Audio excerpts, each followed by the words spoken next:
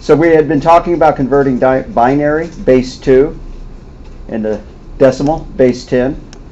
This is a shortcut for that notation. Rather than saying binary, you can just put a parentheses 2, meaning, base 2. And for decimal, you can say, parentheses 10 to mean base 10. So if we remember, these are the powers of 2. 2 to the power of 0, 2 to the power of 1, 2 to the power of 2, 2 to the power of 4. And if we had more of them, it'd be 1, 2, 4, 8, 16, 32, 64, and so on. So if we have this number, 0, 1, well, normally we count, going left to right. If we have 0, 1, 1, 0, what does that mean? It means that there are no 8s, that there's 1, 4, that there's 1, 2, and that there's no 1s. And so if you add up the 4 and the 2, you get 6.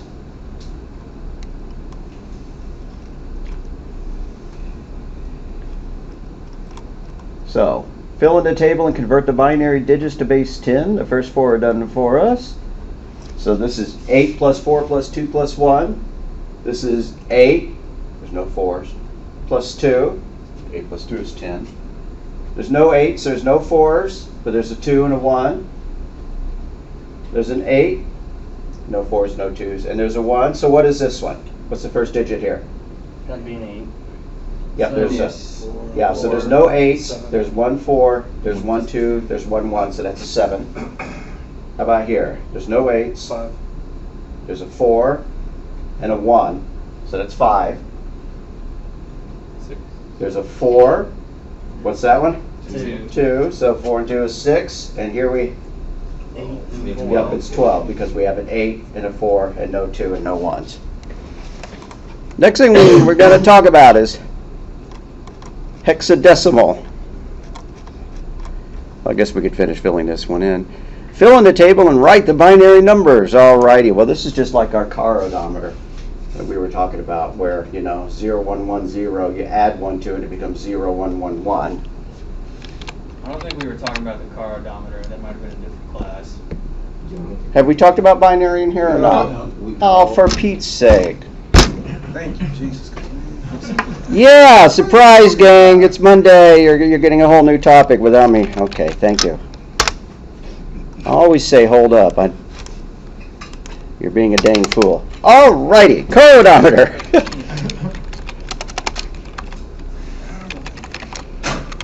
Okay, there. We'll be back with insanity now. Okay, so base 2 means a counting system with only 2 digits. 0 and 1. Well, y'all were doing real good on that one without having. All right, and so base 10 has 10 digits. 0, 1, 2, 3, 4, 5, 6, 7, 8, 9. So, when we count, when humans count, we go 1, 2, 3, 4, 5, 6, 7, 8, 9, 10. But when computers count, they go 0, 1, 2, 3, 4, 5, 6, 7, 8, 9. It's called zero-based indexing.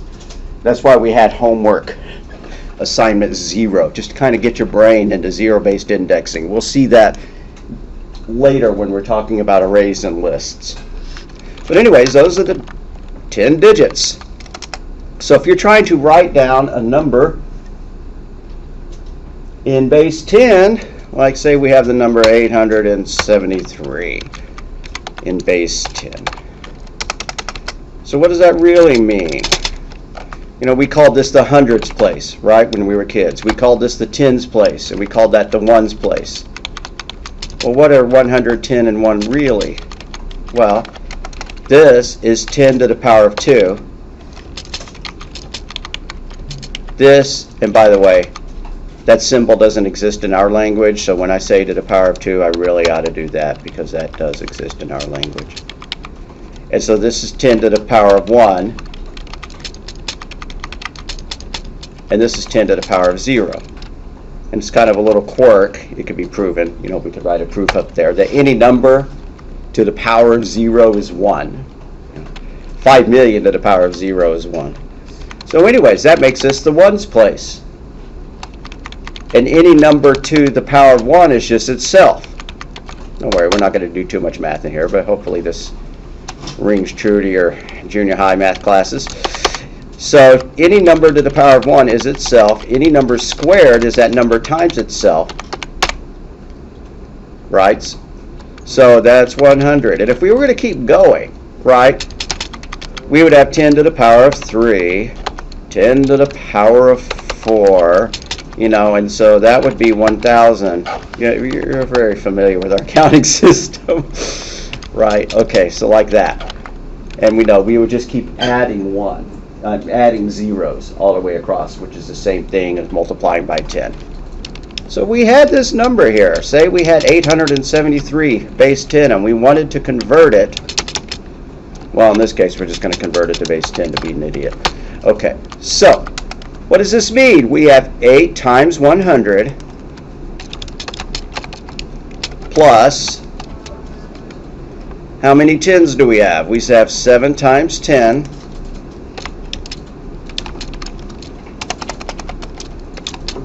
And then how many 1s do we have? 3 1s. And if we were going to add all that together, 870, magically we got our original number right because we converted from that number back to the same base. But you see what we're doing? You know, no 10,000s, no 1,000s, but we had 800s, we had 7 10s, and we had 3 1s. So underneath it, that's how our counting system works, you know.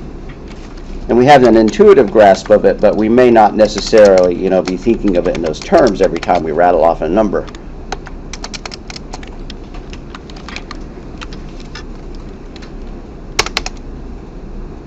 So counting in binary works the same way, except you don't have a 1s, a 10s, a 100s, and a 1000s place. You have a 1s place, a 2s place, a 4s place, and an 8s place.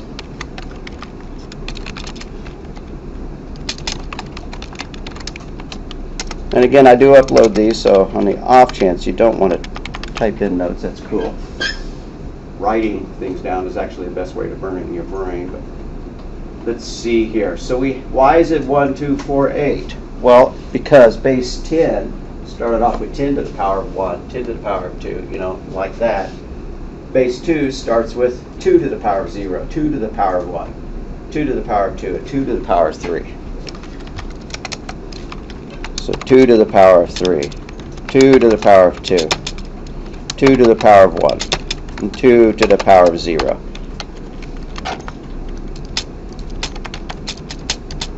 Now we had already said that any number to the power of 0 is itself, is 1. So that's why we get 1 there. Any number not multiplied by anything, that's what to the power of 1 means, is 2. Any number squared, 2 times 2 is 4. Any number cubed, 2 times 2 times 2 is 8. And we can see this pattern, right? You know what the next one would be. 16, 32, 64, and on down the pike. So binary digits have the abbreviation bit, binary digit. So if you hear, you know, 8 bits or 16 bits or something like that, then that's what bit means, is binary digits. 8 bits would be 8 digits long. So 1, 2, 3, 4, 5, 6, 7, 8, right? Like that. Or, you know, I'm just making up numbers now. All of those would be 8-bit values. All the way up to that. Why did I say all the way up to that? You can't have a larger number in 8 bits than all ones, right? Can't increase them anymore. We'll get to the odometer example in just a second, but you know, that's the smallest number that could be represented with 8 bits. That would be the largest number. And we could figure out what this meant. There's a 1, there's a 2, there's a 4, there's an 8, there's a 16, there's a 32, there's a 64, and there's a 128. And I just happen to have it memorized, so I don't have to whip out my calculator. That's equal to 255. And the smallest one is equal to 0. So if you think about it, there's actually 256 different possibilities, right? Just like when we counted from 0 to 9, that was actually 10 different possibilities, because the 0 also counts as a possibility. So 8 bits can hold one of 256 values. All right, so now we're going to pop into our car. This is our base 10 car, but the odometer is pretty weird. It's only got 3 digits. Right, 10 to the power of 2, 10 to the power of 1, and 10 to the power of 0. This is a reminder. Okay, so we buy the car. It's only got 1 mile on it. We drive a mile. We drive another mile. We drive another mile. Right? We know how our odometers work. A few of y'all may have even owned cars where they actually were on little wheels, you know, that spun rather than being all LED now. Okay, so now that we're here, now that we're at 9, what happens? We've been adding 1 to this column the whole time. But this is base 10, meaning that the maximum number in the digit system is 9, because we have 0 through 9 as our digits. And what happens when we hit 9? We can't go any further. You reset that column, and then you add 1 to the next column. Fancy word for adding 1 to the next column is incrementing. Okay, so anyways, we reset that column, and then we add 1 to this column. Well, great, it hasn't even started out, so now we can add 1 to it. And so if we kept cruising down the road, you know, we know how this works, and I'm going to get tired of typing this stuff in a minute. If you're typing in the notes at the same time I am, you're really tired of it too by about now. Alrighty. Okay, so we've maxed out this 1's place again. It cannot be incremented any further because there's no digit after 9. So again, we reset that place and we increment the next one by 1. And so later on, you know, we have driven 99 miles. So we've maxed out the 1's place. We can't go any higher. So what's that become? That becomes a 0, and we carry the 1 to the next one. We increment the next column over. Well, 9 is also maxed out. So we reset that one back to the lowest value. And then we increment the next column, which is empty, right? So we're good to go. And so we just went from 99 to, you know, 1,000.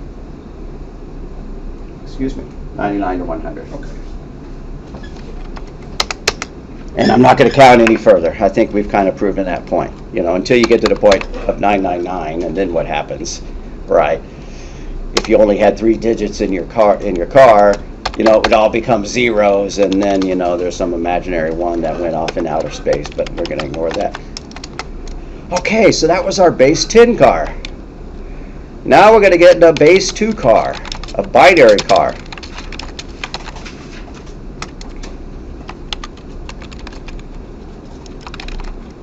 And let's go ahead and give it a whole whopping 4 digits to play with. We're going to count from 000 to 1111. So we have our 4 places. We have the 8's place, the 4's place, the 2's place, and the 1's place. We're just going to kind of keep that in mind in the back of our head as we take off. Okay, so we buy our brand new computer card. It starts off with 0000 on the odometer.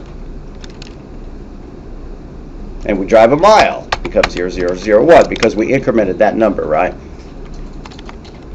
All right, now we drive another mile. We have already maxed this counting system out because base 2 just means numbers made of 0 and 1, right?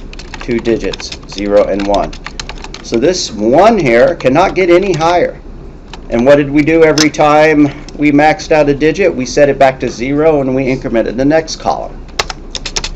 So that became 0 and we added 1 to the next column. So we see a 1, 0 here. Is that really a 10? No, it's not, because if we were adding these things up, you know, that's actually no 8's, no 4's, but we have a 2. So that's actually just equal to the base 10 number, 2. You know, we might go and add a column and put the base, you know, 10 numbers over on the side. But okay, we keep going. What's our next mile? Yeah, it's 1, 1. And then, all right, this place is maxed out, so we can't count any higher on him. We have to set him to 0. Well, unfortunately, that one is also maxed out. Got to set it to 0, and we can increment this one, and it's not maxed out. Cool enough. Here we go. We've gone another mile. We've gone another mile. And there we go. So now we have driven as far as 3 bits would have let us go. Right? We have 3 bits there. But we could go to 4 bits. Why not? It won't take us too much longer to type all that, says the guy who types fast. Alrighty. So, again, they all rolled over to 0, and we incremented the first non-zero place to 1. And then we go again. What is this next number going to be? 1010. Right, because the last place rolls over, and we add that 1 to the next column. Now what's the next number going to be? 1011. 1100. Yeah, 1100. Oh.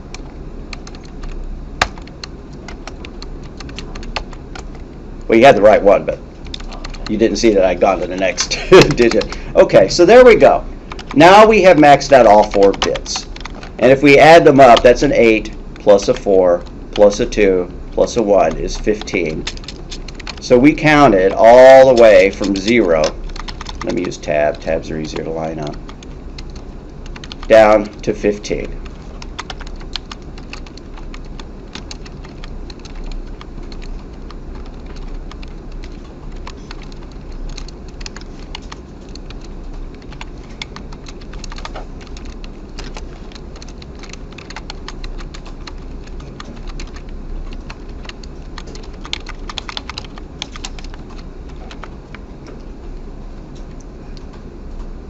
Alrighty, so how many different possibilities is that? That's 16 different possibilities.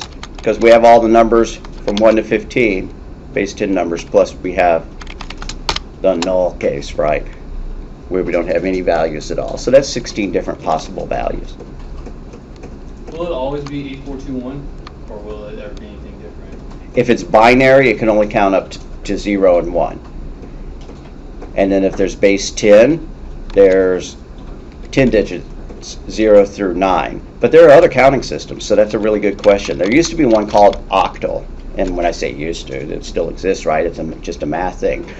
But people don't use it much anymore. But octal, what's that imply? 8. So we have 0, 1, 2, 3, 4, 5, 6, and 7. So if you were going to count an octal and you had this number, right, and you were going to add 1 to it, well, you've maxed out the highest octal digit. And so that one would reset down to 0, and we would, add and carry like that. So we're not going to use octal, but that's the same idea. And then there's another one called hexadecimal, which we'll get to, which has 16 digits in it. So how do you have 16 digits? Now those of y'all who've heard of hexadecimal know how they added on 6 more digits to our counting system by using the letters A, B, C, D, E, and F. And obviously the Russians used 6 different letters because they're not going to use A, B, C, D, E, and F, whatever the first 6 of their alphabet is. Okay, so we said 4 bits equals 16 different combinations. Let's just see how many different combinations we had for 2 bits. Excuse me, 1 bit. 1 bit had 2 combinations. You see that? Because, flipping that 1 bit there, we only had 2 different possibilities, 0 and 1.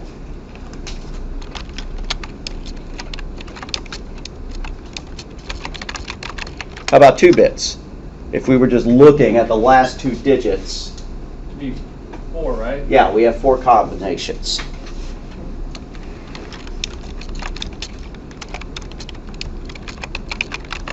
And I kind of made a point of it when we hit here. But with 3 bits, we had 8 combinations.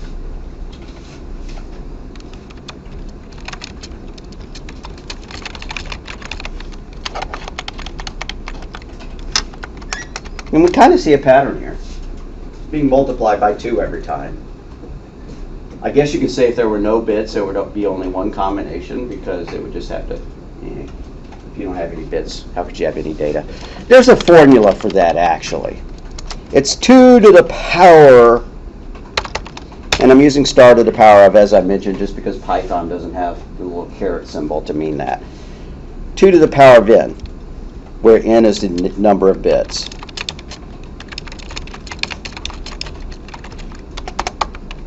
Not the number of bytes. Okay. So, your good old 8-bit Nintendo. How many combinations do we have in 8 bits? 2 to the power of 8, I'll save you the time of getting your calculator out, is 256. So, your Nintendo screen, the dots could be painted from a palette of 256 colors. That was one consequence of that. I don't remember the resolution of a Nintendo screen. I really doubt if it matched up on 256.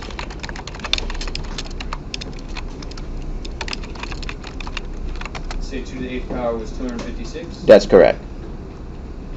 Okay, there it is. It had 256 pixels going across. There we see that number again. It only had 200 vertical pixels, but you can be sure that it could have gone to 256 if our TV screens were square, but they're not. Okay, so they could support up to 256 colors. Actually, I think they could only put on 8 or 16 colors on the screen, but it's from a palette, right? Choosing 256 different colors with a horizontal. Do you have to type all this? No, but I'm going to be trying to make a point out of this, of 256 pixels. So then, in newer ones came out, you gave your Nintendo to your little brother and you bought a Genesis, a 16-bit one, or a Super Nintendo, right? So you had a 16-bit Genesis or Super Nintendo, SNES. Okay, so 2 to the power of 16. Let me actually calculate this one. Google is my calculator of choice. 2 to the power of 16. Yeah, 65536. So, the pictures that you could draw on your Genesis were obviously a lot better because you had 65,000 different colors to play with. And you could tell that when you were playing with the games. They had, you know, much prettier graphics. And then say you had a 32-bit machine, 8, 16, 32-bit. I don't know which game systems might have had a 32-bit card, but I think after that it was the 64. right. So okay, 4 billion. 1, 2, or 2, 3. Okay.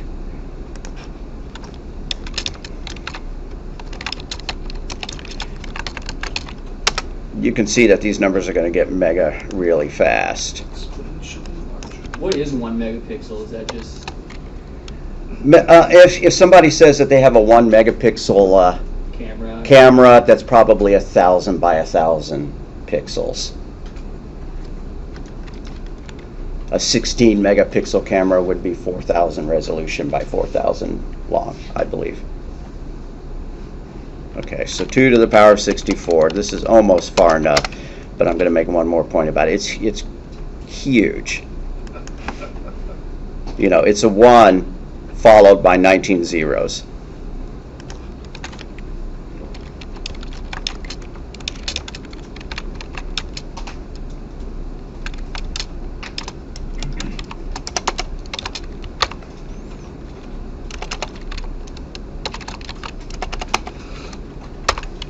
Or 2e to the 19 if we are familiar with that syntax. Okay, obviously, I don't think we have 64-bit graphics cards that support 1 out of that many different colors because the eye cannot distinguish, you know, from a super gazillion number of colors, but whatever. Another consequence of that, you've heard of 32-bit Windows versus 64-bit Windows, or you've heard of, you know, my iPhone supports only 64-bit apps now, and so all the 32-bit apps don't even work anymore, which, if you're an iPhone owner, is quite annoying. So,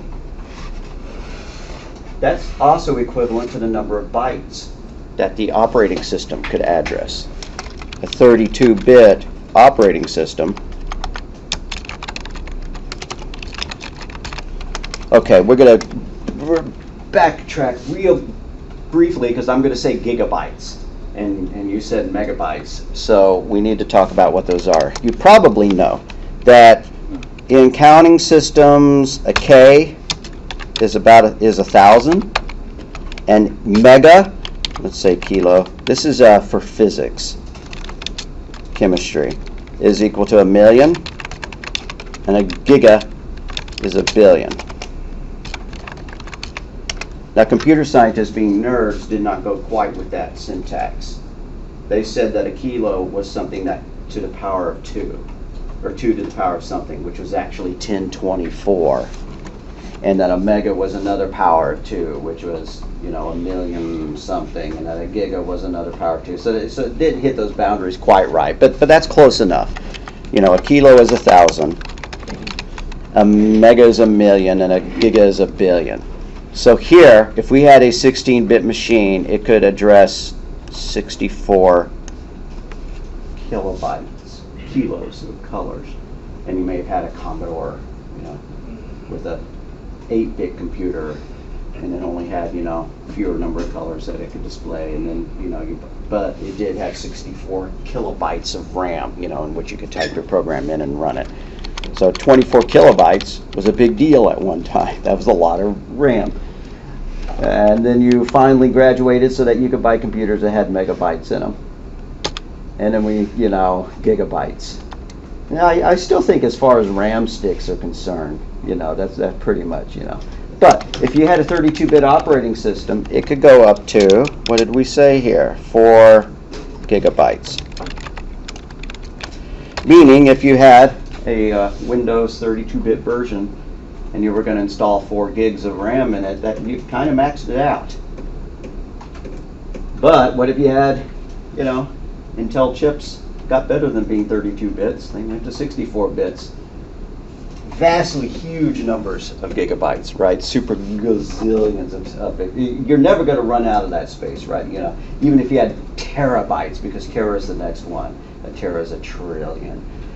So with the 64-bit operating systems, are probably enough, you know, for the foreseeable future in terms of RAM being installed here. But that was a limit. It really was possible to fill up 4 gigabytes. You know, you run Photoshop, you run Chrome. Chrome eats a huge amount of memory as it runs, you know, stuff like that. Yeah, you could fill up your 4 gigabytes pretty quickly. And so this leap here from 32 to 64 really did help on the hardware layer. So now your desktop computers, you can cram a lot more than 4 gigabytes of RAM in them if you want. I think 16 is a common number for all y'all gaming fiends. Okay, so we've talked about binary a lot. I'm going to, at some point, cycle back to the idea of 8 bits. Because sometime in the 60s, computer engineers settled upon 8 bits as being the kind of the common smallest chunk of data that would get shuttled around. I think I goofed here. I goofed here by switching from bits to bytes. Something went wrong there. Yeah. I almost feel like deleting that line because I think I've made a mistake there. But let's just go roll with it. So 1 byte is 8 bits. Did it have to be that way? Did the smallest chunk of information that a computer shuttled around in it have to be 8? No, it could have been bit. You know, some computers had 10-bit, you know, word sizes, and some of them had 16, and some had 14, just whatever the engineers felt was going to be efficient. But at a certain point, it became 8 bits per byte. So if you had 4 bytes, that would be 4 times 8, is you had 32 bits a place, you know, where you could store a number. If you had 8 bytes, you know, you had 8 times 8, 64 bits where you could store, you know, a number or something like that in. So that means that 1 byte is 8 bits. 1 byte can hold up to 256 different values. All right, now we're going to veer off slightly, but we're going to loop back. What if you were trying to encode all the characters on the keyboard? If we wanted to do that.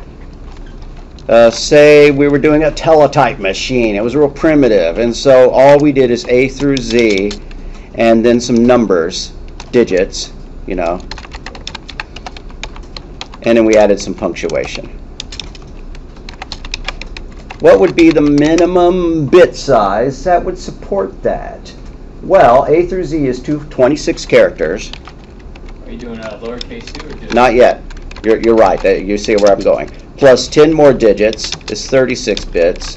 Plus, you know, some punctuation. You know, you could fit it all in 64 bits, pretty much. And if we consider that 1 byte, no. 2 to the power of what? It's 64. I don't remember. 2 to the power of 6? Okay. So, 6 bits would be enough to encode the typewriter keyboard. Teletype back in the old days. Didn't have lowercase letters. You know, like Cary Grant reading the news, you know, from Spencer Tracy in the old 40s movies, you know, being sent information down the teletype. It was all, that was an old form of modem, right? You know, pre-fax machine, right? You had to have some way of communicating text. Okay, but that's not really enough because, as you said, you need lowercase. And so if you tacked on 26 plus 10 plus some more punctuation,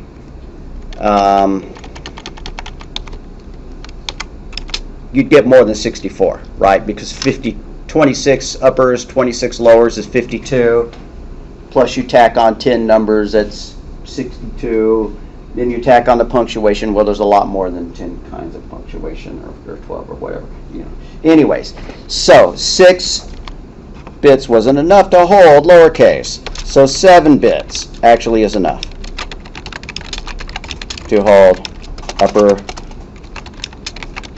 lower, you know, in symbols. Space is a symbol, right? Just as much as any much. So, some way of encoding what the keyboard could generate in order, and what would be saved in your computer's memory or written out to hard to, you know, permanent storage, non-volatile storage. Volatile meaning that it erases if you turn it off, and non-volatile doesn't erase when you turn it off. You know, your phones and whatever have 2 kinds of RAM in them. They have the volatile RAM, which is the kind that resets when you turn it off or the battery runs out, and then you have the non-volatile, which, you know, it'd be a drag if the whole thing was volatile, and when the battery ran out, you lost absolutely everything, including your apps on your phone. And so they don't have hard drives in them.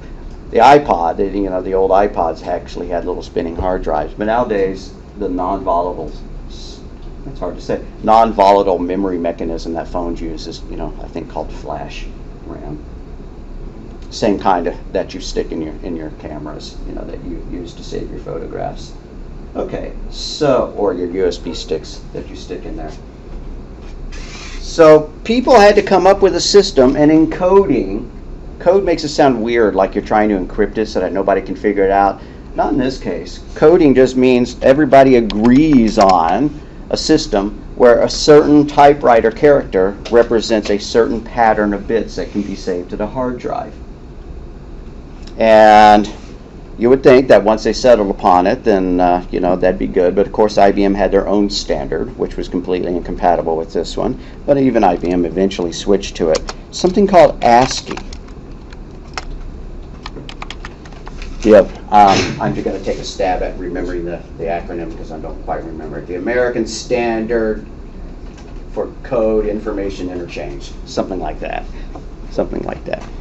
And did it have to be American? No, but the American engineers figured it out, and a whole bunch of other people adopted it very quickly, whatever.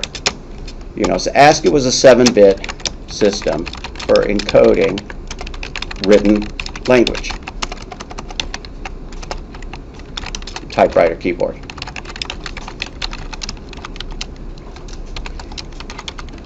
And so it had 128 different values. 2 to the power of 7 is 128. Which is more than enough for the English language. What if you were going to tack on Russian and German and all their umlauts and all their other symbols? You know, very quickly you'd go past 128. There'd be no way. So there were different encodings. You know, the Russians didn't use ASCII; they used something else. And you know, German may have used ASCII, and they just tacked on their, you know, their own symbols, the umlauts and the diacritical, you know, O's and whatever, in order to fill it out or whatever. But so you had different systems, and maybe y'all are old enough to have used a web page that you would load it up and it would look like complete garbage, and then you'd have to toggle between, you know, encodings. You'd have to say, no, this is really a Russian page, and then it would redo it, and you would be able to see it or something like that. So there is a consequence for only using, you know, 7 bits. Well, what did we say? A byte is 8 bits. That meant that there were you could create an extended ASCII that was 8 bits that had 128 places more to play with. And what did people do with? Well, IBM, once they adopted ASCII, came out with the idea of having these graphic characters. You know, spades and hearts and diamonds and characters you could use to draw boxes and stuff like that. And on your keyboard, if you're not using a laptop, if you're using a Windows keyboard, you can actually get to those ASCII values. You can get to any value by holding the Alt key down, typing in a number, and letting it up. Now, I think that a 65 is an A, so I'm going to hold the Alt key down, type in 65, let up. It's an A. A B would be one more than that, right? So hold the Alt key down, 66, let up, it's a B, and so on. But past 128, there's all these special symbols. Here's 128, 129, 130. Hey, that one's cool. That wasn't 130, I'm not sure what that was. That was 13. Anyways, all the way up to 255.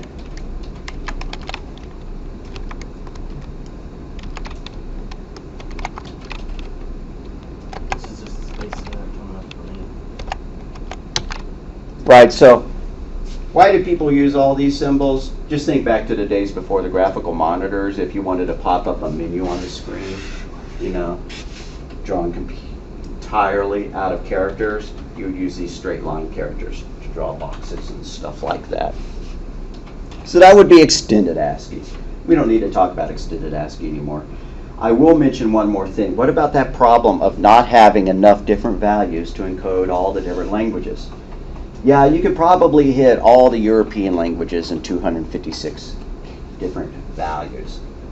But then what if you start tacking on, you know, the different, you know, Japanese and Korean characters, you know. And some of those languages, you know, have thousands of different symbols, right? Yeah, they also usually have some typewritten version, you know, which is phonetic rather than, you know, the one symbol per word thing. But you can see that there's no way you could fit all the languages in the world in 256 values, which would be 8 bits. So a different standard was eventually created called Unicode, right? Unicode meaning, you know, one code for every language, kind of like in the Lord of the Rings, one ring to rule them all, and in the darkness bind them, one code to bind all the languages together. And so it was more than one byte, and that way you could throw all those languages in, you know, into one system. And that's what computers use nowadays. That's why, you know, the same operating system can display Korean, you know, and German and Russian and English and stuff like that, as long as the font supports it. All right, that was veering slightly off, but not that much, because we're going to blip over and we're going to type in to our search chart box ASCII chart.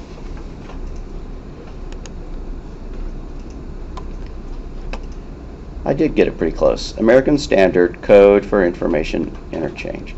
What did you type in the search box? I just typed ASCII, ASCII chart, and I hit the first link. Okay, first link. You could also type in ASCII table. People call it a table, run it a chart. It's still the first hit. Okay. So here we go. If we look, what's going on here? This is the character that the typewriter can generate. And there's a whole bunch of other characters, weird ones. And then there's a decimal version, decimal equivalent. So if we go and find A,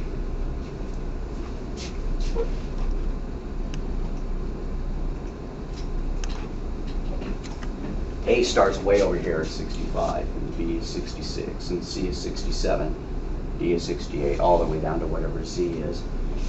To me, it's kind of weird. Why wouldn't you make A, position 1, position 2, and position 3? But whatever. I wasn't in charge of things. Instead, down here, there are these control characters, which your typewriter didn't need, but when you were starting to write, computers that would communicate to each other, over a wire or even through, radio, then you had to have the ability to start text, STX, and end the text, ETX. Ring the bell, ding, that was a 007. A backspace, your keyboard would generate a backspace character. The computer had to be able to get that, and so ASCII value 8 is the backspace. Hitting the tab. And then since these were used for printers as well, there are some other weird ones like vertical tab. Vertical tab we don't do on a computer, but on a printer, turning a certain number of lines when you hit a vertical tab might be good. There's one for form feed. There's one for sending something back and generating a new line, just like hitting carriage return on your old typewriters. All sorts of other ones.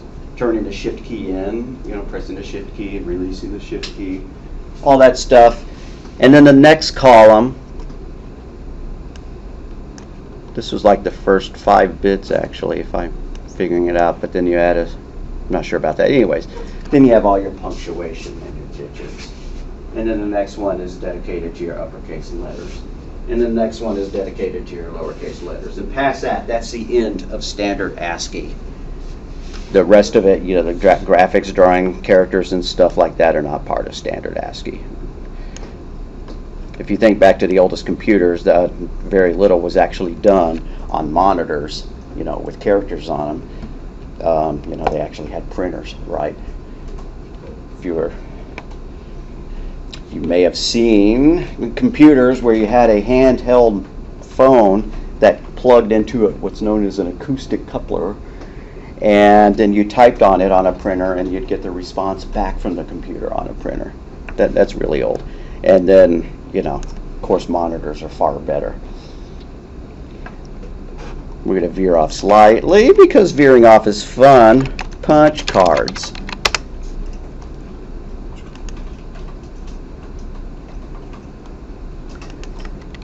How about computer punch cards? There we go.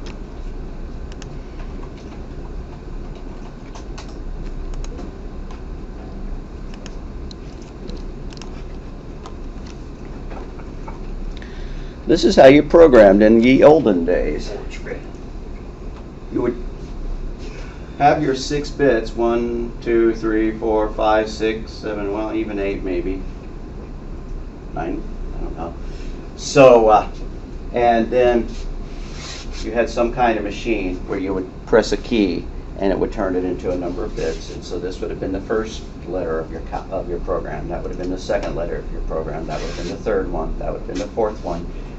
You'd write a program by creating, a stack of punch cards, feeding it in to the computer. It would store all that into its memory as letters, just like one of our programs. And then you'd run it and you'd find out you had a syntax error on line number, 64, and you'd have to fix all your punch cards and try to do it again. Obviously not optimal. The creation of monitors was a big deal if you could get away from having to use punch cards. I never had to use punch cards, but there was a punch card reader at the college I went to, but nobody used it. Okay, so, but that's the idea, right? If it was punched, that would have been a 1. If it was not punched, that would have been a 0. They did a few things to it to try to make sure you didn't have too many 1s, lit up in a row, or else the punch card would have been, too fragile. So it probably wasn't written in pure ASCII for that reason, but the same idea. Something that had 8, lit up all the way down, and the punch card would be too easy to rip in half. Okay, so back to ASCII. Oh, here's the extended ASCII codes. All those little square drawing characters for drawing, you know, menus on a green screen on a terminal. Plus, you know, enough of the European characters to get by. Another column besides the decimal numbers, we see HX, which stands for hexadecimal. And if we look, it's counting slightly different. 0, 1, 2, 3, 4, 5, 6, 7, 8, 9, and then 10. Well, it doesn't stop at 10. It just keeps going all the way down to F. So we're going to get back into our car one more time, but it's been upgraded. Hexadecimal, 16 digits. 16 digits, 0 through 9, but that's not enough. That's just 10 digits. You need something for the next 6. So you could have picked anything, but A, B, C, D, E, and F seemed appropriate to give yourself 6 more digits.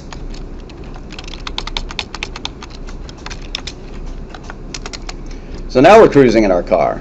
0, 0, 0, 1, 0, 2, 0, 3, and so on. You get up to 0, 9, but you have not maxed out your system yet, right? Because hexadecimal keeps going. So you drive another mile. You drive another mile. Another one. Another one. One more. One. Okay, now we have maxed out. So this was 16 different possibilities. I skipped a few, right? But that's 16 different possibilities. And then what happens? That's the maximum one. So what is that column going to turn into now that we drive it? It's going to become a 0, just like an odometer, and we're going to increment the next column by 1. You know, and so some certain point you may have, 9F, and you're going to add one more to it. That becomes a 0, and we increment 9. Well, what's 1 past 9? A. And you keep going, and you have EF, and you drive one more mile. Again, that one becomes a 0 because it's maxed out, and we increment E by 1, and it becomes F. And the largest one would be FF, right, that you could hold in 2 hexadecimal digits. Turns out that FF, or going from 0, 0 out to FF, is 256 different possibilities. That's equal to 255 if we were going to add them up. Let's kind of prove that to ourselves. To the powers of, right? We did 10 to the power of 0, 10 to the power of 1, 10 to the power of 2, 10 to the power of 3, and then we did 2 to the 0, 2 to the 1, 2 to the 2, 2 to the 3. We're going to do 16 to the power of. So 16 to the power of 0. 16 to the power of 1. 16 to the power of 2.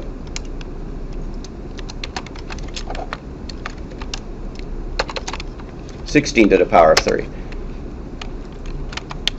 So if we had some number here, like 0, 2, 0, 0, if we had what looked like the number 200, but it was actually written in hexadecimal, which you could do like that, but some people also denote it like, I'm just trying to show you all the possibilities that you may see in the future. To some people, that 0x at the beginning of it turns it into a hexadecimal number. 0 for hex, X for hex, I guess. But anyways, I'm not going to do that. I just want you to have seen that at least one time. Okay, so we're turning this into base 10. Same idea. What is any number to the power of 0? 1. What is any number to itself? What is any number squared? We got to square it. And here's where my brain breaks down. I think that's 4096. I would need to multiply 256 by 16 to figure out what that one is. I think that's correct. All right. So if we had the number 200, we were going to figure out what the base 10 equivalents are. We don't have any 496s, but we do have a 256, and as a matter of fact, we have 2 of them. So we have 2 times 256, and we don't have any zeros, and we don't have any 1s, so that was equal to a 512. Let's cook up another one. I don't like throwing in anything on this column because my brain just can't handle it. And I don't like putting, anything larger than a 2 in that column because my brain can't handle it. So anyways, we're going to figure out what 0, 1, 5, 3 is. What is that in base 10? Well, how many 496s do we have? We don't have any. How many 256s do we have? We have 1. 1 times 256, or we could just write. And then how many 16s do we have? We have 5. So 5 times 16 is 80. And then how many 1s do we have? 3. Right. So 3 times 1. So if we were going to add these up, that's 256 plus 80, or 5 times 16. And I know that a couple of y'all's eyes are rolling up in your head. You're going to stop talking about this. We're going to stop talking about it pretty soon. 256 plus 80 plus 3, whatever that is. 339? Yep. All right. So the number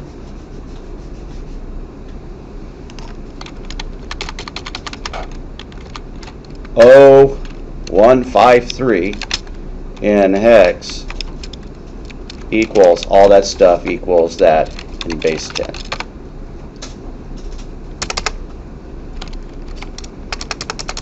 Why would people even bother inventing such an atrocious thing?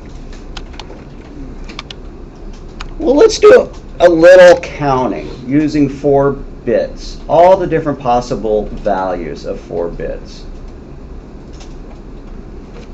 And here's where I should switch over to using a word processing document, or already have this slide prepared, but I didn't.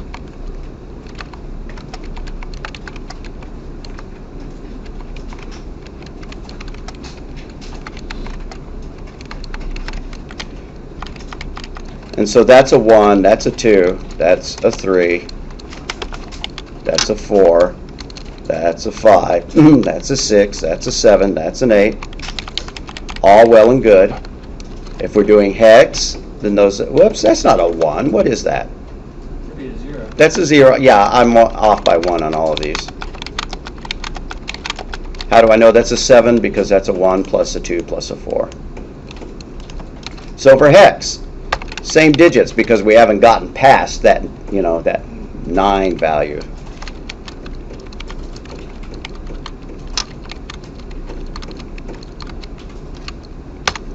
I could keep going down vertically, but I'm going to go ahead and go down this way just because I want to do less scrolling when I get to the next part.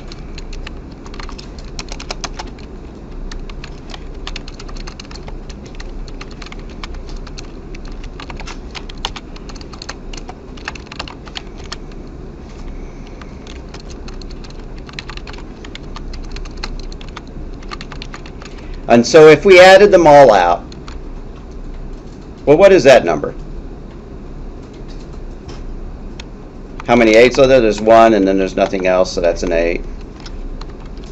That's a 9, 10, 11, 12, 13, 14, 15. Now I'm going to tack on the hex column. We haven't maxed out hex, right, because it's only when we get up to the value 10 that things start getting weird and we start replacing with the letters. So that's an 8. That's a 9. That's an A. That's a B. C, D, E, and F. So that's our base 2, our binary. I'm going to write out the whole word, binary. That's our decimal, and that's our hex. Same thing over here. Binary, decimal, hex. If I ask you any questions about this stuff on an exam, on a quiz, I would give you this chart. Wouldn't make you write it out, make you waste 5 minutes. Okay, but why did I bother writing that out in the first place? Because underneath it all, if you had a series of values, let's just come up, I'm going to write just a pretty much almost a random number of bits.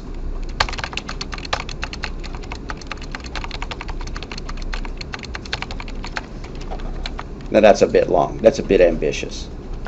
I may shorten that considerably. I'm going to break them up into groups of 4 just to make them easy to find, easy to read.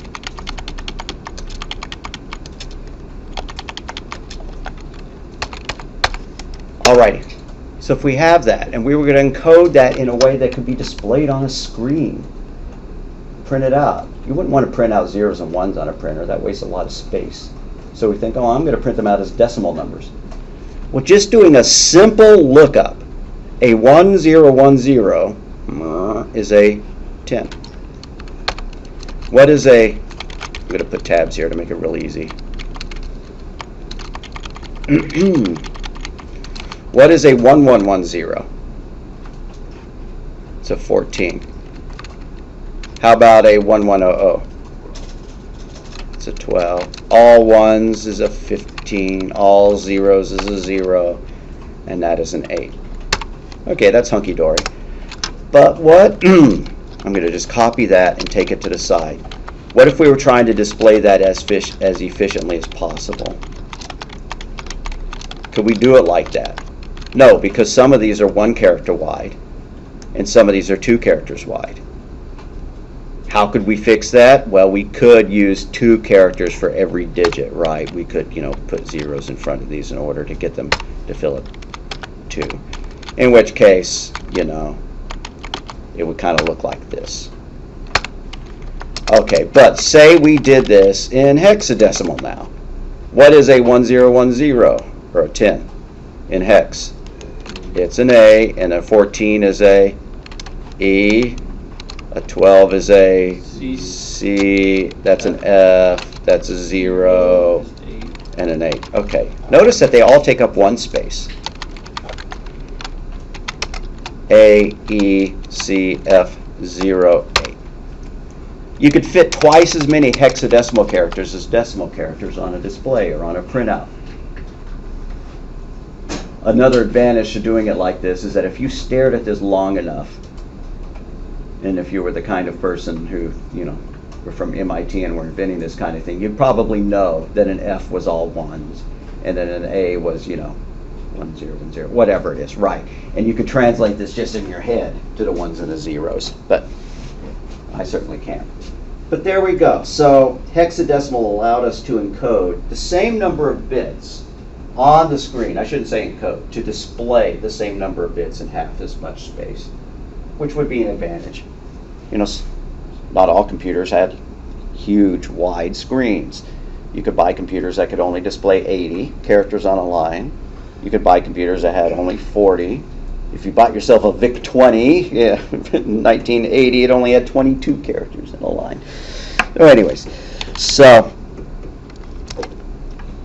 one thing that I want to do at this point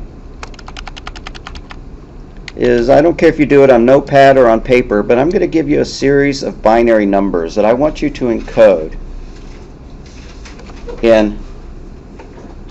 to hexadecimal. And how are we? And I'll do one example before we're done. Just pretend that there are no spaces here, but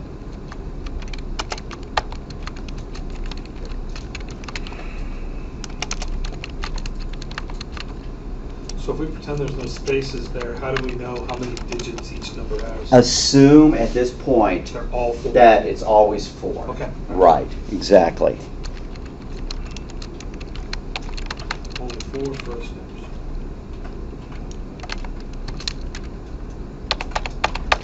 All right, so we have that, and then I'm going to make up another one.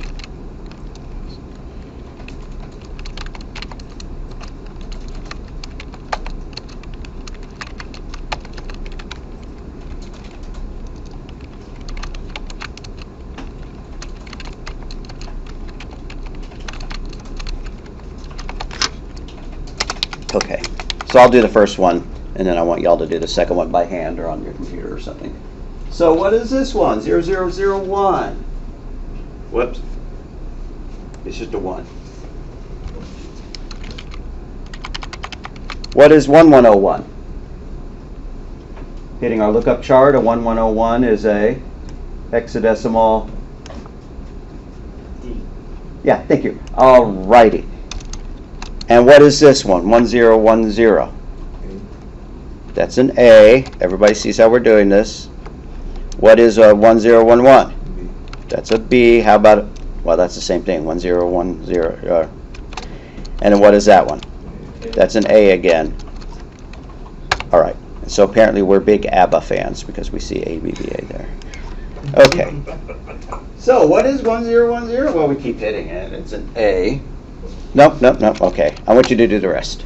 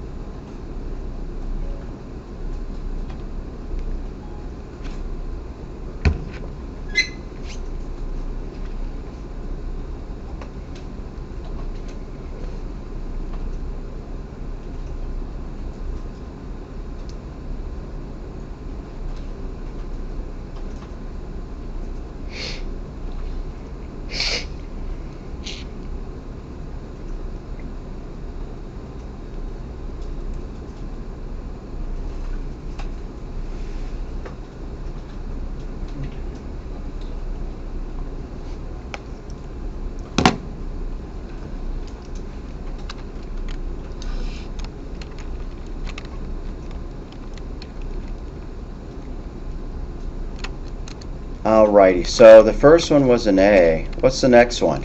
C. C. What's that one? D. How about that? D.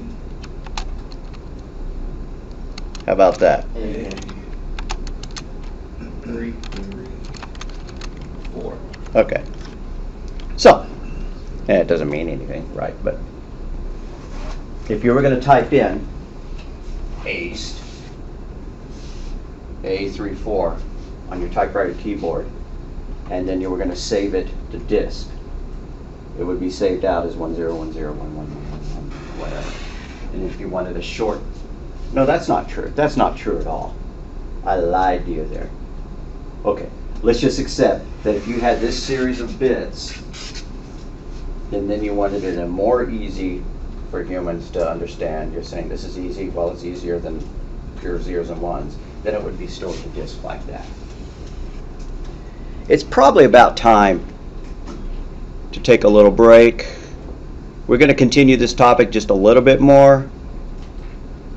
It's going to be more interesting when we hit it the second time because at least we're going to be hitting a website and typing stuff in and seeing what values come out. So let's get back together at about 1:20, please. Bathroom break and so on. The lecture on Thursday last week that I missed. Yes. On in the content, right? Yeah, let's go look. Make sure, absolutely sure. I'm here.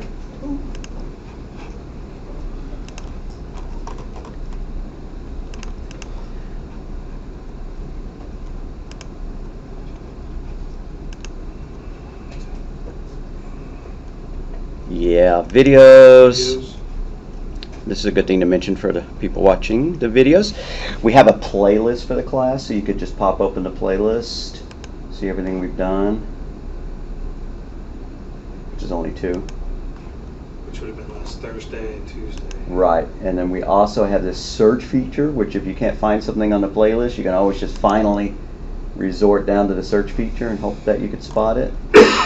And then as long as something doesn't go wrong, we have, 1 entry per day. Okay. And that's what, last time it's going to be very similar to what you did just here.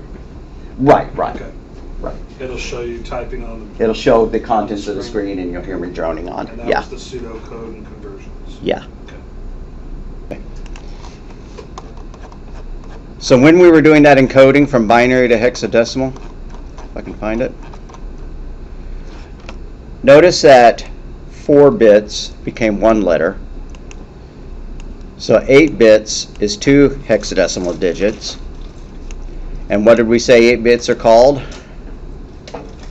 A byte. So every byte can be represented by 2 hexadecimal digits. So when we convert to ASCII, that's what we're going to be writing down, is 2 hexadecimal digits per character that we typed in. Can you say that again? Since, well, here, quick example. Excuse me. When we were breaking them up like this, that is equal to a 5, and that is equal to an F. So every 8 bits, I cannot believe my voice is going, is equal to 2. 8 bits. Yeah. There's 2 hex letters. And 8 bits is equal to 1 byte. So you could say 1 byte is 2 hex digits, or can be represented by 2 hex digits.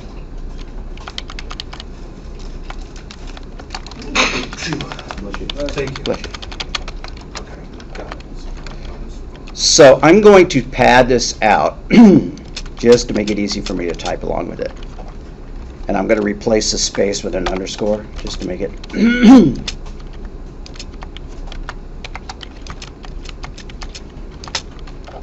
because I want to oh, for Pete's sake.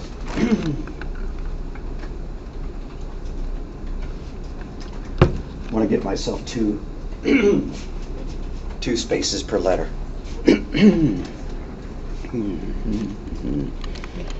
Okay, so I'm going to go back to the ASCII chart.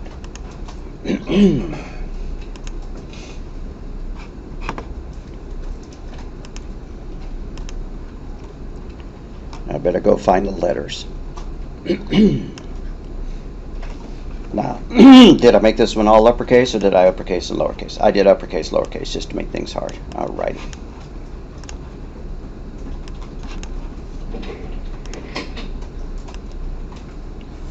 Alrighty, so a P. If I scroll around the chart, this would be easier for y'all because you're not making things as large on your screen. An uppercase P is an 80 decimal, which is a 50 hex. In the chart that I'm using, the second column is a hex digit. So a P is a 50. And what is a Y? Well, there's the uppercase Y, but I need to scroll over to the lowercase y. It's a 121 base 10, but it's a 79 in hex.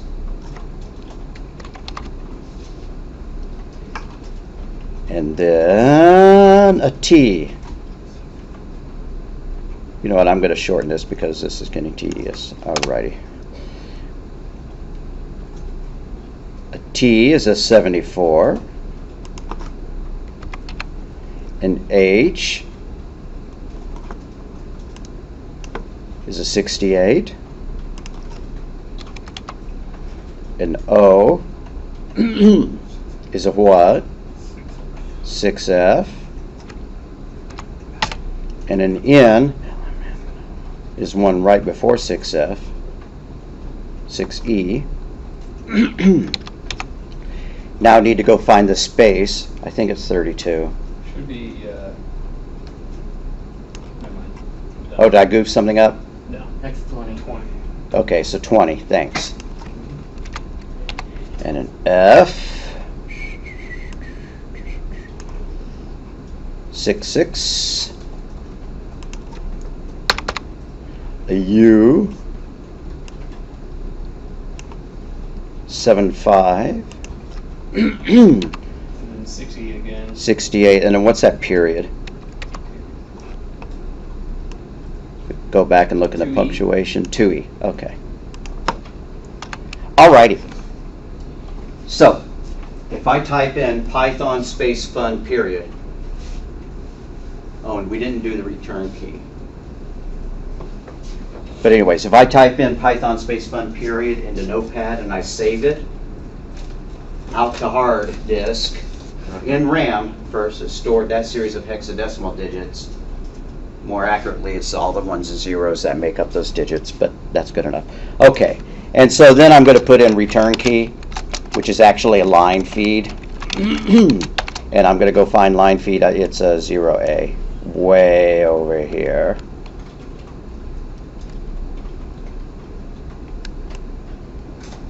New line, whichever we want to call it.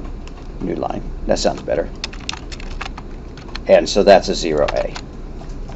I want to prove that to ourselves. We're not going to just take it on faith. So I'm going to do File New. Well, yeah, sure, why not save this?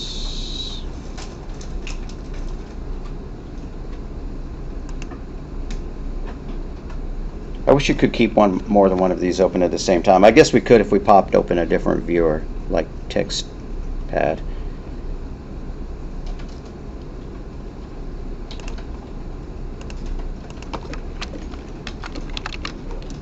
Alrighty, so here's what I'm going to do. I saved my stuff so I could do a File New. I know there's a different way of doing that where you can keep more than one open. And I'm going to type in Python space fun period, hit the enter key.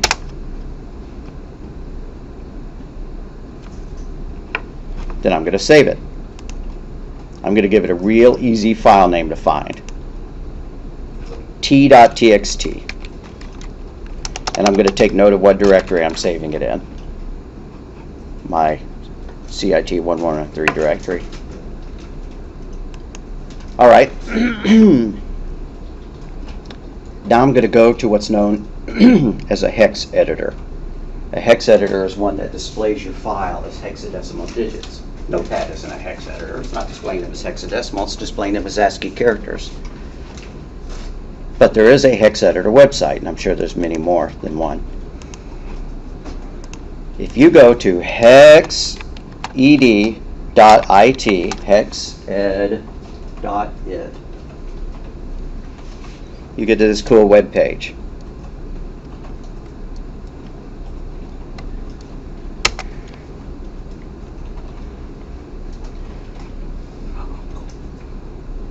And I'm going to do open file.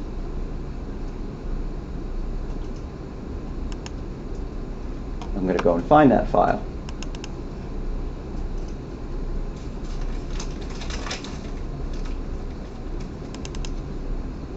And it says Python fun. These should be the same numbers that we figured out in our notepad file a minute ago.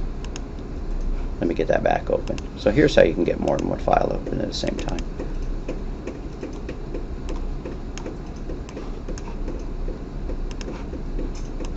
All right. So where it says Python space fun period new line, 50, 79, 74, 68. Looks like we got it about right, except it saved our line feed. And this is a quirk of Notepad as a 0D, 0A. Back in DOS, which came before Windows, Bill Gates and his friends decided that a line feed wasn't good enough because that just meant new line, but that you also had to do a character turn.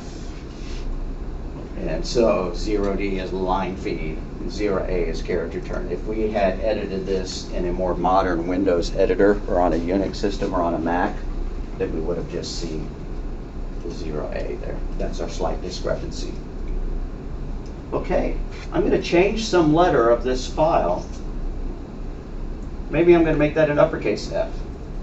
So I need to find the 66 and make it an uppercase F up here. So that's 66 there, next to the 20, the space. I'm going to change it. I think it's going to be 86. That's just a random guess. Uppercase F. No, it's going to be 46. Yep, 46. I'll tell you how I got that in just a second. So I'm going to come up here and change that 66 to 46. And now it says python.fun, but the F has been changed to a capital F. And I can save it. I can save that. Well, I can't save it, but I can export it. So I click export. And it's okay if y'all aren't doing this. I do want you to get the idea though. And if you are following along, that's totally cool. All right. And so I'm saving it to a file named t2.6. And then I go and open that up.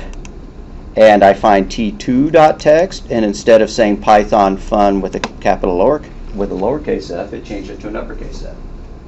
So if we wanted to, we could type in a brand new series of hexadecimal values right here, and we would see what the text values are. I'm just going to type in random stuff. As long as they're all, you know, hexadecimal digits, I don't type in anything past F. You know, whatever. Yeah, whatever, right. You see that it's no longer English, right? It's stuff that you could type on the keyboard, especially if you know how to do the trick with the, you know, the extended ASCII and using a numeric keypad. But you may see characters like this in your career as a cyber guy, something like that. I'll give you an example. What if I have a picture? I'm going to go and find a picture of something. I'm going to go and find a PNG file. Any PNG file. And a Rubik's Cube, that's pretty cool. Oh, how about that one? I don't know. If we choose Tools, Type, we can force it. No, we can't. Type equals PNG. We'll find out. I'm going to do Open Image in New Tab. Hope that it ends in the extension .png. Well, that's quite a file name. Oh, for Pete's sake. You can use the end key that's above the cursor to zip to the end of a line. Oh, fine. It's so long that it won't even display it. Save image as. I'm going to save it. Well, that's a JPEG. JPEG's good enough. I wanted a PNG file. Alrighty. How about that? That looks good. This checkerboard pattern means, what do you know? It told me right here that this is actually transparent when it's displayed on a web page. PNGs, which stands for Portable Network Graphic, support transparency, whereas JPEGs, which are the kind of things you get when you take pictures, do not. Okay, so I'm going to save that one as well. Maybe I'm going to save another one if I can find a second one.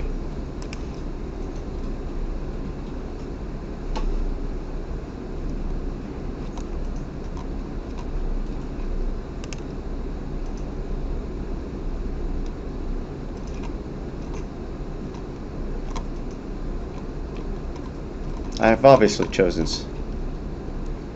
Let's look up puppy type equals PNG.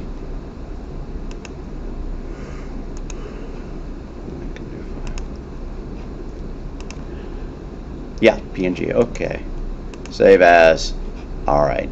Now I got two PNG files. If I go out there and I double click on them, they're pictures. All well and good. And then I have a JPEG here. I'm going to get another JPEG while I'm at it. Puppy file type equals JPEG.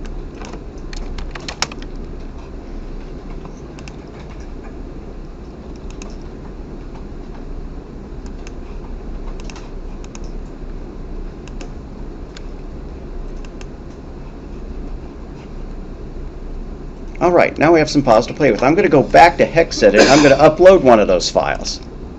Open, and let's pick this puppy, puppy.jpg. And now we're seeing the header information for that file.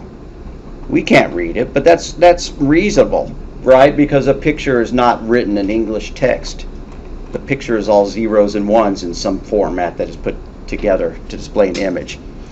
However, there is this header up here that tells useful information about the picture. It'll say what the size of the picture is, and it'll have lots of other information in it. And by the way, if you take a picture with your phone, it encodes your GPS information in it, your location, as well as a bunch of other stuff. Yeah, like the name of the phone, that, you know, what type of camera you used or whatever. So if you mail somebody a document containing a picture you took, it's very possible that it's got your GPS information, your exact location. If you upload it to a site like Facebook, then it strips that out, because that's a privacy risk, right?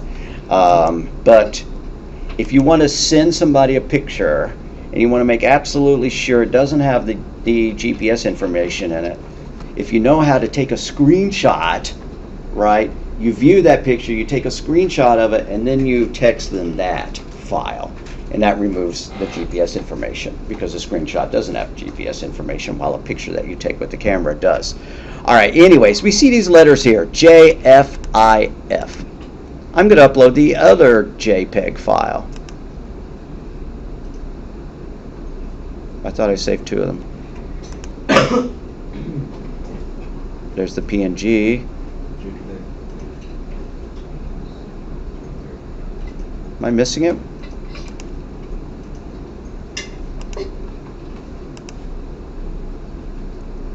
Download. Right, okay. Different file. Still got those letters, JFIF in it. And the starting letters are probably very similar as well.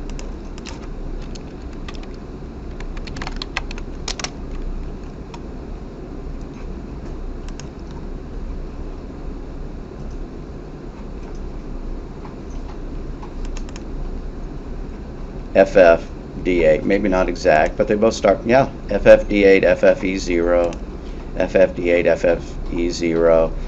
We can see these letters embedded. That's known as the header. There's a couple of ways that these operating systems know what kind of file type, these things are, so that you can double click on it and it'll display the right application for it. But most files that aren't just pure text also have a header inside them.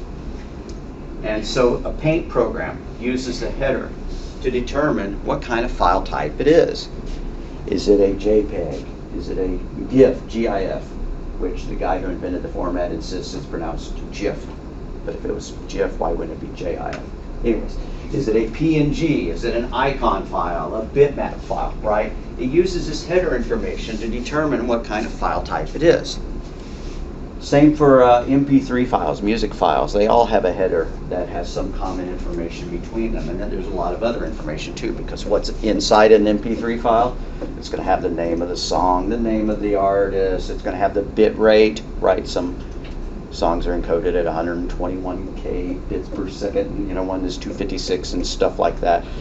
What type it is, whether it's rock or country, all those things that, your music player can use to display information is encoded in the header of it. So at some point in time you may be given a file, because what if the file extension was removed? Macs at one point in time didn't use file extensions. They used a different way of encoding what type of file it was, but if you emailed that document to someone, it wouldn't have a file extension, it wouldn't be called .jpeg or .png. You could open up the file and figure out what it was, and then you could rename it, or you could just go to your, your picture editor and do file open and tell it to view all files, so it views everything. If we load up Word docs, they have a different header. They have different headers. Excel documents have different headers. So that's primarily the reason that I'm showing you hexad.it. It's because it lets you look at the file in this data format. Would be neat to have an MP3 file, but I'm not going to take the time to find one and download it. See if we could find the artist name and stuff like that. Well, why not? And this is where all investigation comes into play, whenever they're trying to figure out, where someone was maybe when they took a picture. Right. If that person was part of the scene. Right. You find the JPEG, the GPS information out of it, stuff like that. Okay, so let's get happy birthday type equals MP3. See if that scares up anything.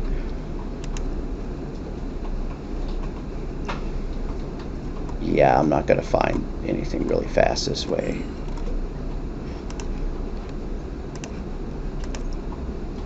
Should have had one ready.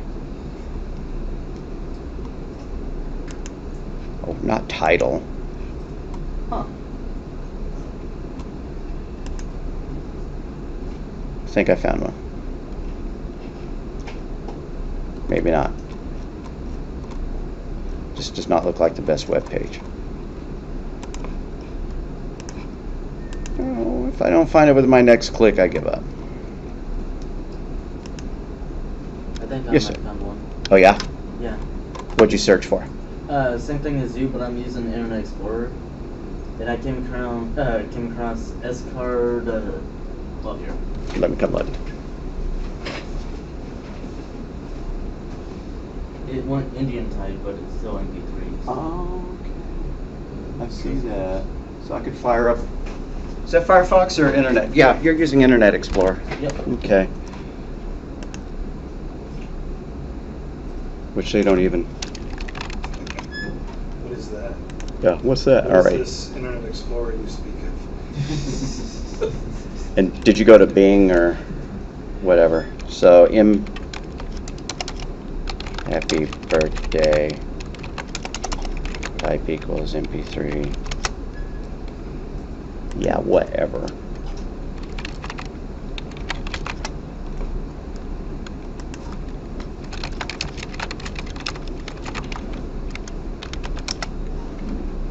It was the first one I clicked. Awesome. So I can pick one. Or not. I want deep. Forget it. Alrighty. Anyways, you could download an MP3 file in that format, copy it over from your phone or something like that, and then you could edit the header, look at it. You might be able to find where it says artist name and song name and stuff like that. People do weird things. You could hide stuff in the header information of a JPEG, for example, right? You could encode your terrace plot or whatever, you know, and email somebody that picture, and it would look just like a picture of a puppy, but in the header information it had some text in it that you couldn't read, you know, unless you were using a very specific program. Okay, that is about enough of all that. What was the takeaway of that? Here are the things I really would kind of like for you to memorize out of this lot of talking we have done. So the moral of the story? Yeah. Convert a binary number to decimal using that 8421 business. Right? So if I say 011, that's an 8. Are there any 4s in it? No. Are there any 2s in it? Yeah. Are there any 1s in it? So that's, you know, an 11. I'm not going to ask you to convert going the other way.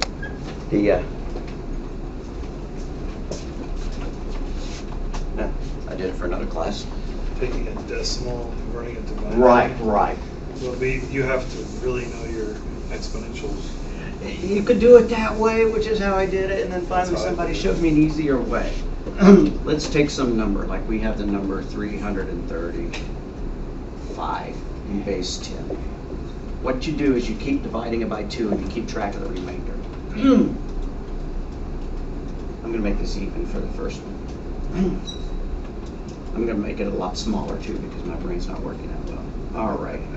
Okay, so 136. If I divide by 2, I get, is it 63? No, it's 68. Yeah, and that gave us a remainder of 0, right? Because it was evenly divisible. I divide that by 2, and I get 34, with a remainder of 0. Apparently I chose something with all zeros. And then I divide that, well, now it's gonna, Now you're gonna have a remainder. now I'm gonna have a remainder. So 34 divided by 2 gave me a remainder of 0, but 17 divided by 2 was 8 with a remainder of 1. 8 divided by 2 is 4 with a remainder of 0. 4 divided by 2 is a remainder of 0. 2 divided by 2 is 1 with a remainder of 0. 1 divided by 2 is 0 with a remainder of 1. And then you write the number starting from the bottom. 1, 0, 0, 0. 1, 0, 0, 0. And if I wanted to add it up, 1, 2, 4, 8, 16, 32, 64, 128. That's a 128 plus an 8 is 136. So that's the fast way of doing it. Doesn't look that fast, but it's certainly faster than trying to figure out, are there any 128s in it? Yeah, there are. I better take that number and subtract, you know. You can come up with other ways in your head, but that's the fast way of doing it. And I'm not going to ask y'all to do that. That's a little bit too much. Too time consuming. Not really the point. Okay. So, convert a hexadecimal number to a series of bits or vice versa. Now, we didn't do the series of bits, but it would just be the exact opposite of what we did, right? If we had this chart, where'd my chart go?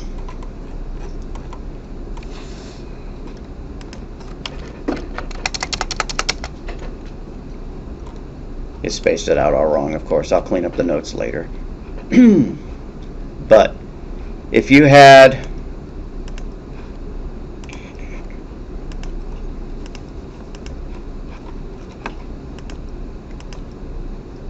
do I not have a notepad file, or am I just sticking this all at the bottom of Word?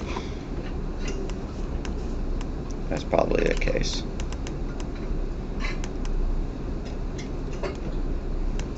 Okay, so we already saw how to convert to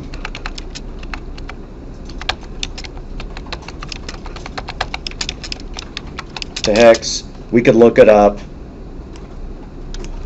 I don't remember what his 1011 is, but if I add it up in my head, that's a 1 plus a 2 plus an 8, which is an 11, and in hexadecimal, if I looked on the chart, that's a B.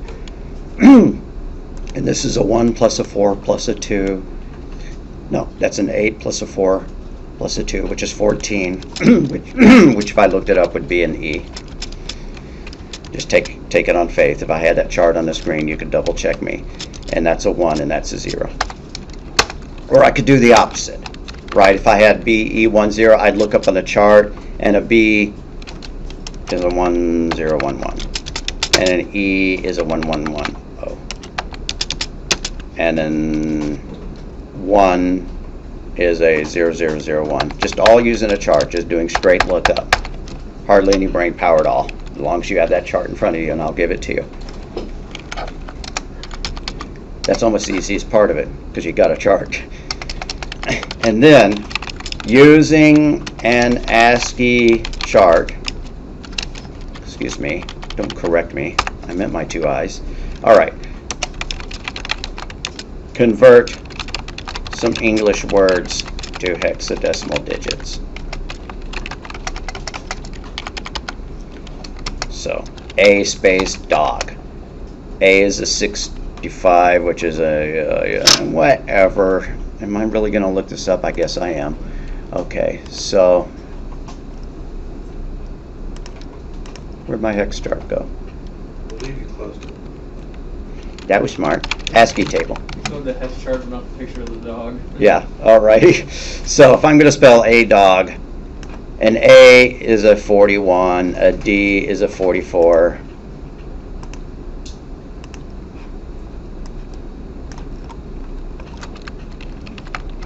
A space is a 32. What? An A is a 41, a space is a 32, a D is a 44, and O is a whatever. 4F, and a G is a 47. Again, I would give you that chart, or I'd say go open it, asciitable.com, and do it.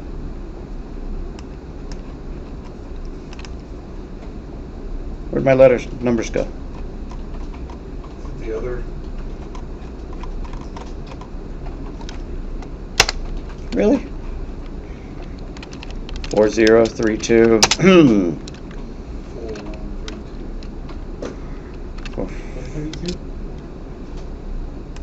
20. 32 space. Yeah, thanks. Oh shit. Alrighty. 44, and O is a 4F. What was D? 44? And a, yeah, and a G is a 47. Okay, like that. Okay. 5 minutes to write 2 words. Yeah. Yeah. Well, if I'd had it all set up, if I had the table already ready, okay, you know. And then if I was going to spell cab. No more words.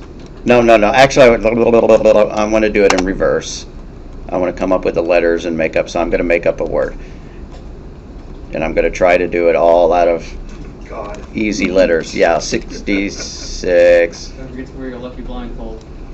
65, 61, 66. All right. So we looked it up. A 66 is an F. A 65 is an E. And a 62 is a B. No, wait. I have to space them out like this. Okay, and then a 66 is a D. Okay, it's an F again. All right, whatever. That didn't actually wind up making a word. That's pretty lame. How about if we made a 65, and then 6. I want a D now. Forget it. You get the idea. Maybe I won't ask that. Maybe I'll just ask this way and ask you and get you to convert the other way. Right. It's just tedious work, but I want you to have the idea. All of these things, why? It's because computer RAM is just all zeros and ones, and we're finding ways of displaying those zeros and ones into easier ways to understand it, you know, which is hexadecimal numbers. There are other topics we could get into, which would be another hour-long lecture about how like floating point numbers are represented, because you have that exponent and that period and stuff like that, or how negative numbers are represented. We're not going to do any of that. That's I think we've hit this hard enough. Okay, so that is the end of the ASCII hexadecimal binary lecture.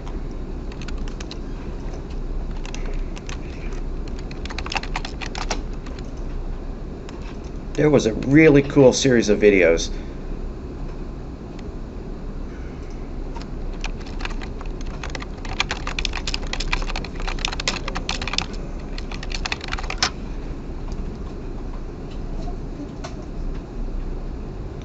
She's cool. These are the coolest videos.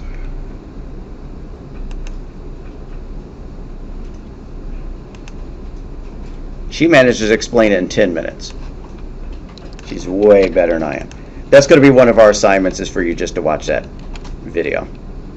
Burn it in a little bit more. How would you submit? Upload a document saying, I watched it. Actually, what I'm going to do... This is my version of the honor system. Right. Actually, what I'm going to do is I'm going to find my little quiz over this thing, and I'm going to upload that as part of the assignment. And then the last thing is just say, and please watch the video. So you do the quiz. I'm going to trust that you watch the video via the honor system. So, but I don't have that ready. I'll get it posted this afternoon. Let me make a Dropbox for it right now.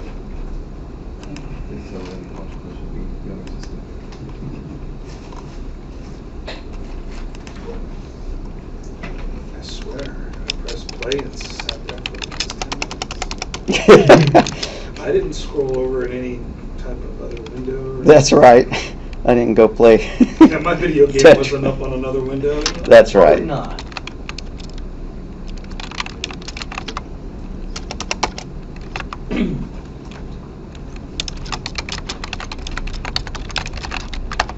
The people of those videos are geeky hot chicks to be able to talk to us like that when we watch them big time. That's right. All right.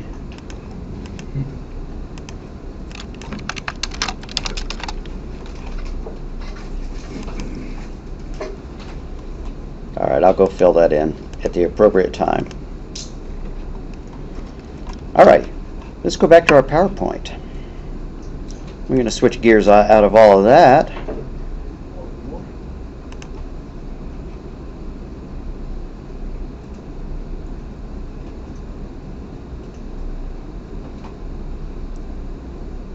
Wish I could remember where I saved it. Did I put it in the script directory? Yeah. I'm hoping to open the same one. Oh, why don't I just launch PowerPoint and do a right click on it and hope that it shows me the list of files that I've opened recently. That's C++ class. C++. Alrighty. Has to be that one.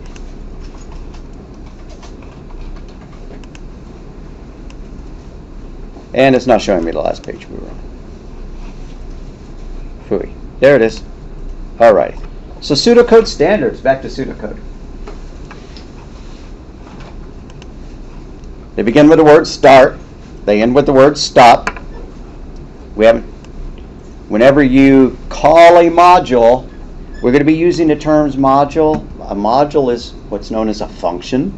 A function is what's known as a module.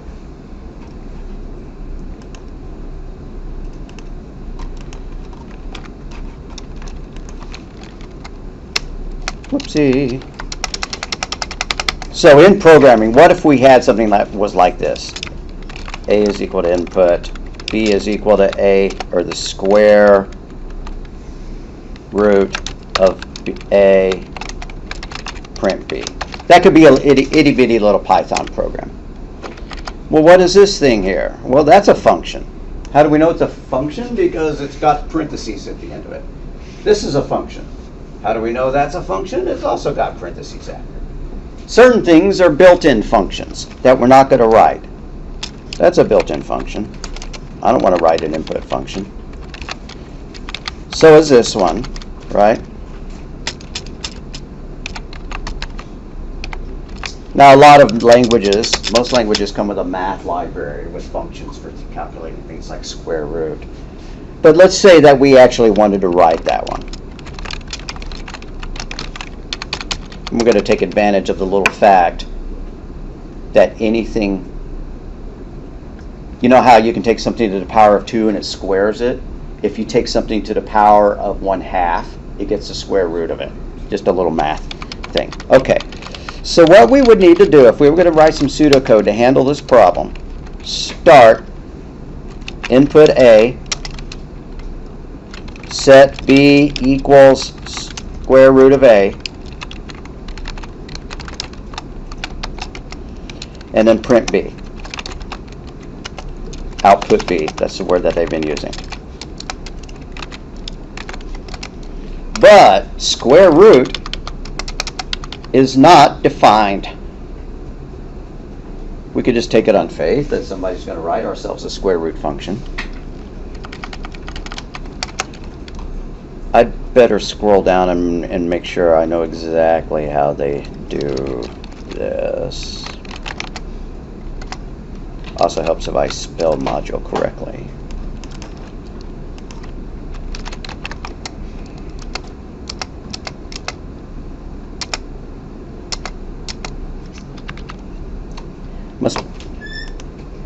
Must be in a later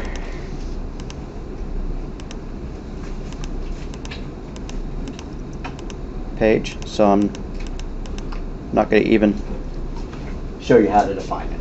You're going to call it. You're going to call it with the module name in the parentheses. Later chapter shows us how to define our modules. I know how to do it in Python. I've forgotten how to do it in their flavor of pseudocode, so I'm skipping that topic until we hit it in the later chapter. Every program statement performs one conceptual action, right? Get the data. Output the data. In programming terms, it could take several computer statements to accomplish that. Right? We might need to print the question, use an input to get the input from the user, use a convert statement to convert it to a number. Right? That took 3 steps, but for pseudocode, it's enough to say input. We don't want to get too detailed because if you're writing this program in another language, the commands will look completely different. And I'm sure that I demonstrated that. I wrote a program in Python and I wrote it in C++, and they looked remarkably different for doing the same things. So program statements are indented more than the word start or the module name. You know what? I think that I remember it well enough. It's not in this chapter, but I'm going to go for it. Okay, so if we were going to define this module name, we would do this, square root A. And we would just understand that this is the module name and this is the variable that's being passed to it. Has a technical name of a parameter. But anyways, and how do we calculate the square root of something? Set result equal to a to the power of 1/2. We're just using that little mathematical trick. And then return result. That's a module definition. Right there. Not how you do it in Python, but it's pretty similar. You have a def keyword, define, which defines our module. Okay. So that defines our square root function so that our main program can call it. And if we were going to read this to ourselves, or try to figure out what the program is doing, some languages require you to define your modules above the code that calls them. Kind of like, if I don't know how to take the square root, how could I call it? Other languages don't care about what order you define your modules in your main code. Python does care, and that's why I put square root up above this code. But if you were going to read it and figure out what it does, you would be eyeballing it. You would ignore this one for now because it's not contained within the start stop. So you'd look at then, oh, I find a start. That really is start, right? It's like in the mall. You are here. You ignore the rest of the mall until you find the you are here symbol. And so we would input we have a module call. We would jump up here. We would do this statement. We would calculate a result using that formula. And then we would return that result. On the 0.5, do you have to have the 0 in front of the decimal? No. Good question, and the answer is no. You can leave those off. Just like if you're going to enter the number 2.0, you don't have to put the 0. Right.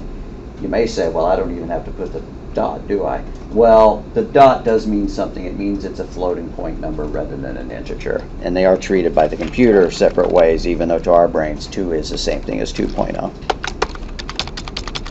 Alrighty. So that's our module definition, and we have illustrated several concepts of pseudocode. Begin with start, end with stop.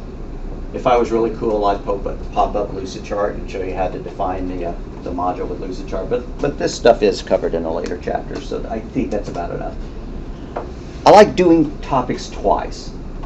I like showing it to you once, and then we hit the book on it, and then it locks in. Right? We've seen it twice. Some things I'm probably going to mention 20 times, but hopefully that won't happen too often. So just remember also that what the book calls a module, Python and a lot of other languages calls a function. So if I use the term function in this class, it's because I programmed in these other languages too much and I forgot to call it a module. Or if we're looking at Python code and I say we're going to write a function, because that is the correct term for function for Python, then what I mean is a module. You'll find that there are always more than one word for the same topic. Just like binary and base 2, same ideas. Yep. So module, function mean the same thing for this course. Synonymous terms if we want to use the awesome.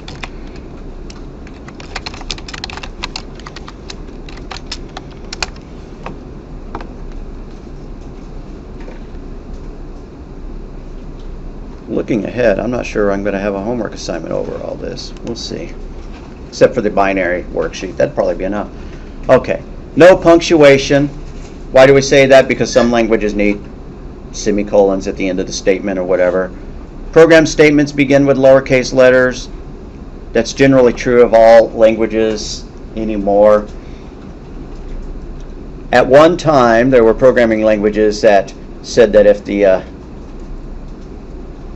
word you saw was a lowercase letter, it was a programming statement, and if it was an uppercase letter, it was a variable. And those mean two different things, right? Because A is a variable, and square root is a lowercase. And that's how they distinguished. The programming language knew whether what it was looking at was a program. But languages have gotten more sophisticated since then. So let's do that. programming statements, lowercase letters, variables, which they call identifiers, can be uppercase, lowercase, mixture of the two, whatever you think is cool. Module names are also identifiers. Same rules. Uppercase, lowercase, mixture.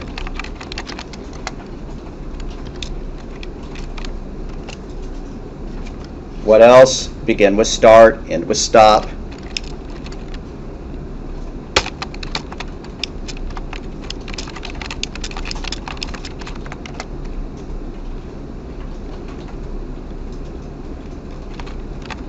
Modules begin with the name of the module and end with the word return.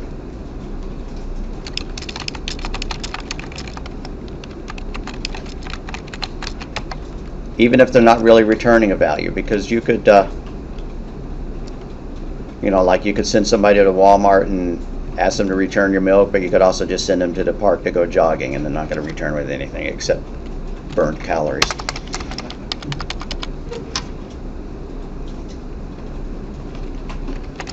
Use indentation to show levels.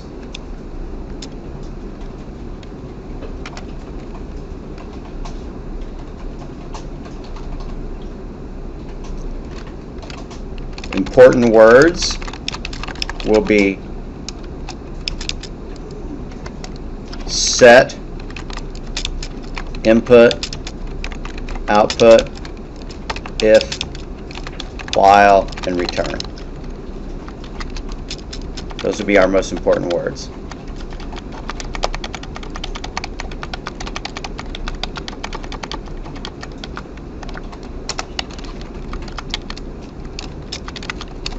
I'm going to make mine look prettier because it's going to wind up being in the notes.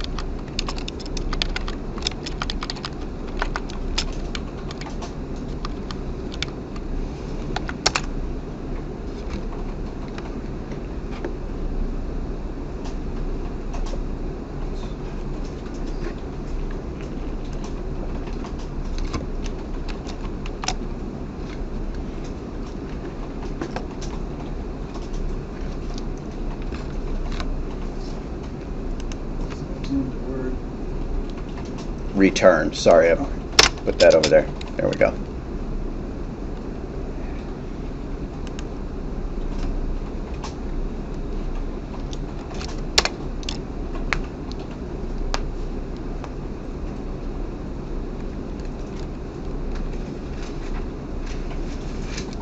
There's a light on this printer that's flickering about every 5 seconds, so I see it flicker, my eyes run over there, and then it's off for a long time, and I keep staring at it wondering if I really saw it flicker.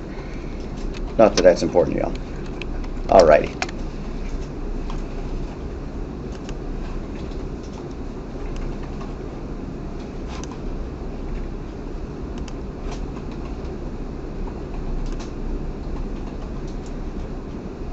Hopefully that's enough time for people who have taken their notes. Wave your arms if you need me to slow down. Alrighty.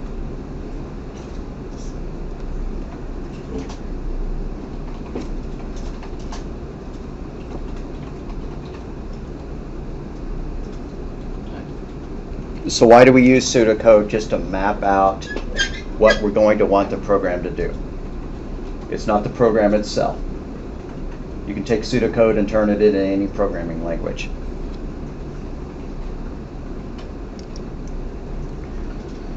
When I'm writing pseudocode up here, sometimes I will forget and leave off the word set in particular. I may use the word print instead of output. This is loosey-goosey stuff, so I'm not going to count you off if you don't do all that exactly. But if you write pure Python programming code,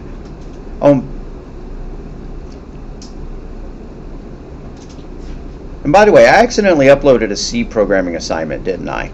Yeah, it was. And I'm so sorry. Yeah, I was really confused. Yeah, so he braved it, and he actually wrote the program that I meant to be written by another class in C in Python, and you did it. So, and then yeah, I'm really sorry.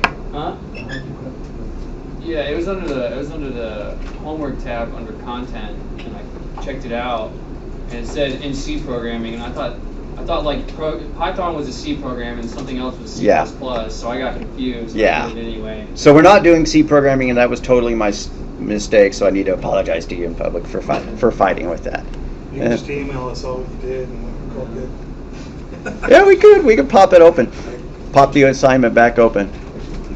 All right. So we good. We caught up now. Yep. All righty. So flowcharts. We mentioned this already. Input and output go into tilts. The set statements, which I guess to save room, they leave the word set off, go in the rectangles along with mathematical calculations. And also function calls, module calls go in those, but they have a special type of box. They have a box with vertical bars, or if you're using Visio, they got horizontal bars. We'll see those later. I do have a question. Yes, sir. I was looking through the homework and it says to do the flow chart. How do you want us to do a flow chart in the homework and then send it to you? Do it in Lucidchart and just do an export as, save as, whatever, download as, and make it a PDF. You don't have to do some. I'm not hoping that you'll take a lot of time formatting it, copy it out of one, paste it into a Word doc, stuff like that. You can just upload different things. Okay. Yeah. We have our terminal symbols, start and stop. Flow lines are the arrows that connect the steps. Every box has to have one or two flow lines leaving it. Why do I say two? Because those words if and while need two lines coming away from them. Everything else just has one word, one line leading away from it.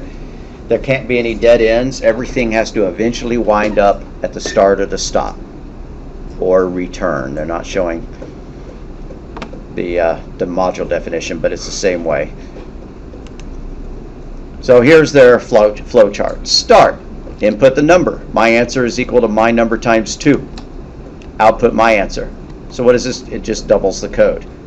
And then here's the pseudo. It doubles the number that was entered. Input my number. My answer equals my number times 2. Output my answer. And we could take that and turn it into Python pretty easily. All right. So the program in 1.7 only works for one number. What if we wanted to double 10 numbers or 100 numbers? Right, start, you don't have, yeah, input A, set B equal to A square root of A. Why not? We already wrote that. And then output B. And then what if somebody says, okay, we have 10,000 numbers we need to square root. Here's one way of doing it. 2, 3, 4, 5, 6, 7, 8, 9. No, I'm not going to copy and paste that 10,000 times. There's a far more efficient way of doing it. It's called looping. Yeah, we would want to loop 10,000 times. So you create a loop. It's a repetition of a series of steps. You do want to avoid infinite loops. Infinite loops are ones that go forever because the terminating condition is never reached. That's just like back in the olden days before you had closed boxes on your programs and you were typing everything into a screen. You could start the program, it would sit there running, and it would run forever, which would be really annoying if you were writing programs, you know, with flow, you know, punch cards or whatever, and some operator would have to run down to the main machine and figure out how to stop the program or unplug it or whatever, unplug the computer. So repeating it, here's a really lousy way of doing it. This is just cutting and pasting it 9,997 more times. Instead, you'd want to write a loop. But this is an infinite loop, right? There's no way out of it. There's no way that gets to a stop. So to do a loop, you use a diamond. And notice they have their stop command shooting off to the side rather than way down to the bottom. That's fine. I'm probably going to make my stops usually at the bottom. But, and this isn't, Let me just say that this is poor, but we're going to run with it for now. And later on I'll explain why it's poor. Input my number. Is the number my number equal to 0? Yeah, it is. Stop. Otherwise, take my answer, multiply by 2, output, and then we go and ask them for another number. So what is this doing? It's effectively doubling a whole series of numbers, but if the user ever types in a 0, or we read a 0 out of a file or whatever, that's when we stop. This is a loop using an if statement, really. It doesn't say if there, but it's an if statement, and effectively there's a goto command down at the bottom. And goto is considered horrible programming, and a lot of languages like Python don't even have goto statements. So this flowchart doesn't match anything that we could program in Python. That's why I said it was poor. But conceptually, it's a loop, right? We have something that loops back up to the top so that it can repeat this code. We'll get into the better structure that we're going to follow in chapter 3. It says this logic is not structured. We'll learn about the structure in chapter 3. But it's a loop. That's how you do it. So what is this magic number 0? The number that we want the user to enter when we want the coding, the looping to stop. That's called a Sentinel value. You know what a sentry is. He sits there and guards the place. A Sentinel value is the one that stops the program, or at least gets you out of the loop. So this input statement should say something to the effect of, please enter number or -1 to, or 0 to quit. Usually I make it a negative number or -1 or whatever, you know. Your Sentinel value just has to be something that is not valid data for what you're going to handle. Apparently we've decided that the only numbers that are worth doubling are non-zero numbers. I don't know why we made that decision, but that's why it's written like that. So 0 is our Sentinel value. You could do other Sentinel values, right? If we were writing a test score program. So Sentinel value is a special value that causes a loop to end. Terminate, a loop to terminate. So for example, enter a number to double or 0 to quit. Enter a test score or -1 to quit, assuming that your teacher isn't so mean and he's going to be giving you negative test scores. Press A to add, S to subtract, or Q to quit, right? That kind of thing. Q would be the Sentinel value. -1 is the Sentinel value. 0 is the Sentinel value. So our Sentinel values above are 0, -1, and Q. They just have to be things that are not valid data. If you can have a test score of -1, then that would be a lousy Sentinel value, and you'd pick something that's impossible, -99999. Or why not make it so that you can enter letters and numbers, enter the test score or Q to quit, right? That'd be the best way. But if you just have to pick a Sentinel value that is not valid data. But you don't want to make it to where any invalid data causes it to exit the loop. You're probably not going to do that, right? Like, you don't want your program to just stop because the user typed in a bad zip code, right? Instead, you'd want to tell them it was a bad zip code and let them continue. You'd want a very special zip code to mean stop, 99999 or 0000, whatever a bad zip code is in our map system.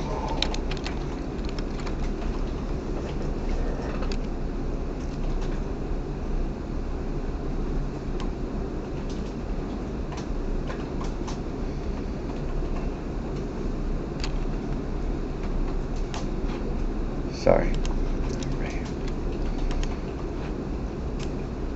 I ought to break these up into 2 lectures per day. What I mean by that is 2 videos per day, but oh well. All right. So honestly, I don't even know why we introduced loops and Sentinel values on this chapter, but we followed the book and it did. Okay. So understanding programming in user environments. What do we do? A text editor is used to create the text files, the source code, the programs.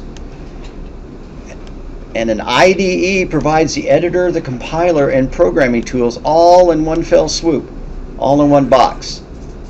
Like the Microsoft Visual Studio is one, and IDLE is another one for Python. Back in olden days, before you had cool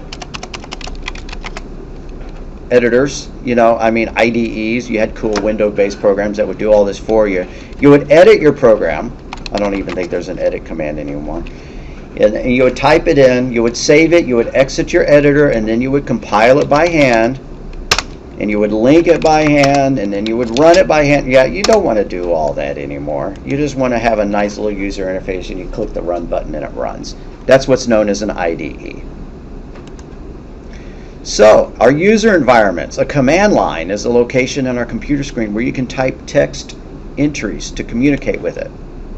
I just showed you one. You can pop open the command prompt, which you may have called the DOS prompt way back when. In Windows 3 95, it was called the DOS. Okay, and so there you do, you type in commands. If I want to delete a file, DEL, right? If I want to change directories, there's a command to do that. If I want to format my hard drive, there's a command to do that. Stuff like that. That's the command prompt. And then a graphical user interface lets the users interact with the program in a graphical environment. And that's pretty much all we use anymore.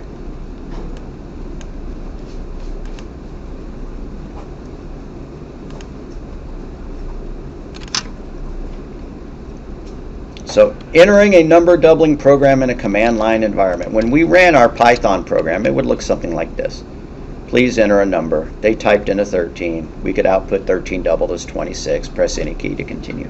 Are our programs going to look exactly like that? No. We're running them in Python. We're running them in idle. So whatever. A is equal to 3. Print A.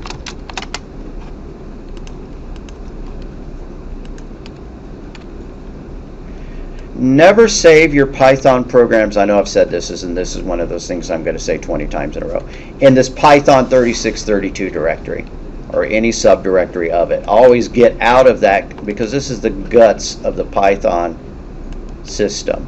And go and save it somewhere else. And why do I say that? Because eventually, if you save things in that directory, you'll break Python to the point where either your program won't run or idle won't even launch. Okay. So I ran the program and it printed 3, right? That looked different than the illustration, but it's the same idea. We ran the program and it popped open, a command processor. But in Python, it's called a shell. When you first launch idle, all you see is a shell, right? So if I go idle and then I see all this stuff and I see the triple arrows, don't enter your program there.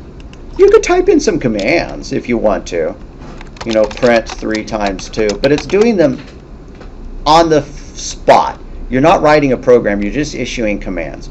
Could you write an entire program like this? Yeah, you could, but if you made any mistakes, you wouldn't be able to go back up and correct them. And they would be executing while you typed it rather than waiting for you to run it later. And you couldn't save your program. So you're never going to want to be entering much in this thing that says Python 3.6.4 or whatever version you have installed, and then those arrows like that. That's not going to be good to go. What time does our class end? 2:45. All right. Okay. I was trying to think whether it ended at 3 or 2:45. All right. So instead, you always do your file new, and when you run it, you do run module. Check module just kind of runs through and looks for the most obvious syntax errors. It won't catch everything, but yeah. A is equal to 3. That's not a syntax error.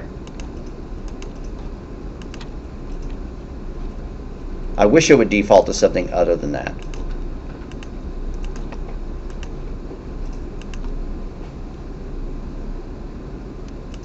But I didn't check it. It ran it. Check module. Didn't find a problem. Let's type in something that is an error. Still didn't find a problem. Let's type in something that's an obvious error. I never use check module, I just run it. Oh, fine. Don't use check module, it's not doing a darn thing. All right, so do run module. You know, that checks the error. I made a syntax error, and so it said input is not defined. You use a single equal when you're doing a set. You use a double equal when you're doing an if for a while. That's important enough that I'm going to throw it back into our notes. Use a single equal for sets statements for doing math. Use double equal for if and while statements.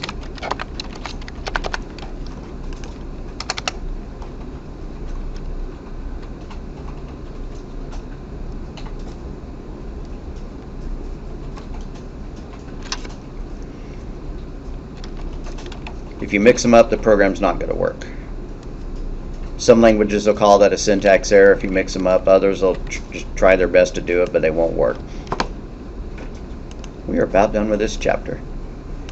You could write our doubling with a graphical user interface. You had a question? Yeah. Can you go back to Oh, sorry about that. I am so sorry I skipped past this too quickly. You could write our doubling program as a Windows-based application, right? And we like those better. We're not going to get to write a lot of those. They're considerably more complex to write, unfortunately. So they involve a lot more typing. We could do a very, very, very simple version of one in just a few lines. But anything more complicated than what we just saw there would take a lot of code. Yeah, We good to go? Alrighty. What does GUI stand for? Graphical User Interface. Back when people hated Macs and they wanted DOS computers, they called it the WIMP interface. Windows Mouse Pointer, WMP, right? You know, yeah, you're using the WIMP interface, but now everything has a graphical user interface. People find funny things to be snobbish about. Okay. So understanding the evolution of programming models. People have been writing modern computer programs since the 40s. You know, and why were they invented? Pretty much the war efforts, right? The Britons wanted to crack the German Enigma code. The Americans wanted to use them to design, you know, weapons charts, you know, for firing artillery, and then later on working on the atomic bomb. So, but the oldest languages were just pretty much binary, right? And I think I showed a picture. Did I? Let's, I keep getting y'all confused in my other class, and I'm very apologetic for that. The ENIAC computer, done in the 40s. Check this puppy out. That's not a very good picture of it. Let me set it for large images. Much better picture. Oh, come on. All right, anyways, there we go, right? And here we see Dude Bro looking all official, and you might assume that she's a secretary or something. She's actually the programmer for. He's the hardware designer. What they did back in those days is the electrical engineers built the equipment, and then they hired or drafted a bunch of mathematics professors, females, women from MIT and Harvard and stuff like that, and told them, you figure out how to program it, and they did. But anyways, and so a lot of programming languages, the early ones like COBOL and things like that, were invented by women. Then you're going to program this, it just looks like a madness. It's like telephone patch cables and stuff like that. They had to program it in binary language, and that's ridiculous. So, they came up with better forms of programming languages.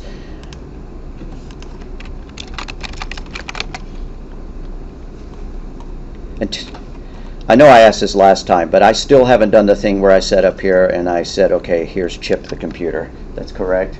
Okay. Then I don't need to talk about this very much.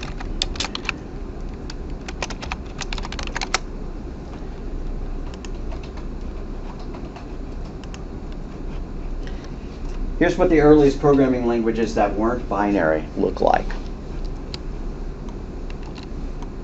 They were just short little commands that told a processing unit what to do. Move some data into this address in memory.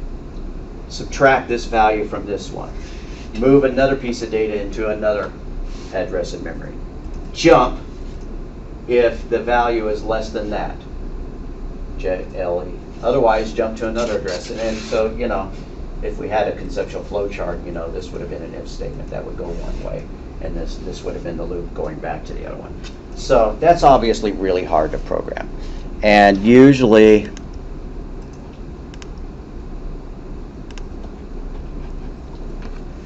here's a better one. What you did is you had your commands over here, and then you had a comment for just about every single line, because this was hard enough to read that you needed to be able to understand it quickly. You know, so you would look at the comments in order to understand what it was doing. And, you know, even though later programming languages came out, if you had to program stuff for a minimum of space, then you would still program in an assembler. People still program in assembler. But all the moon landings, all the space, you know, program in the 60s was done with assembler.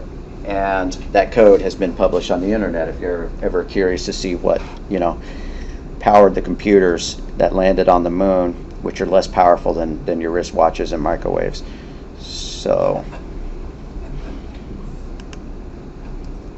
and then after that, after assembler, that's still for the birds. It's still way too hard for, you know, for most mortals to program it.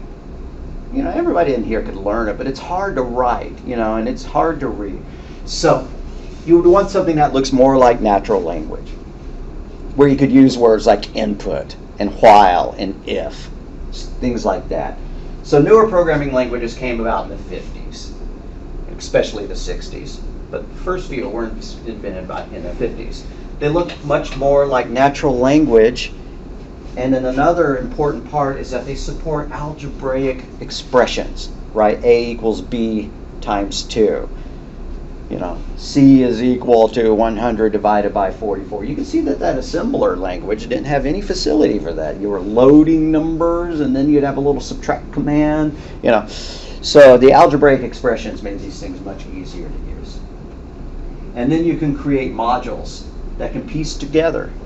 You wouldn't want to write something that would handle your mouse and another module that displayed information on the screen that controlled a window. You would be really glad for an operating system that gave you that stuff, and for a programming language that gave you modules to do that. But you can write your own modules.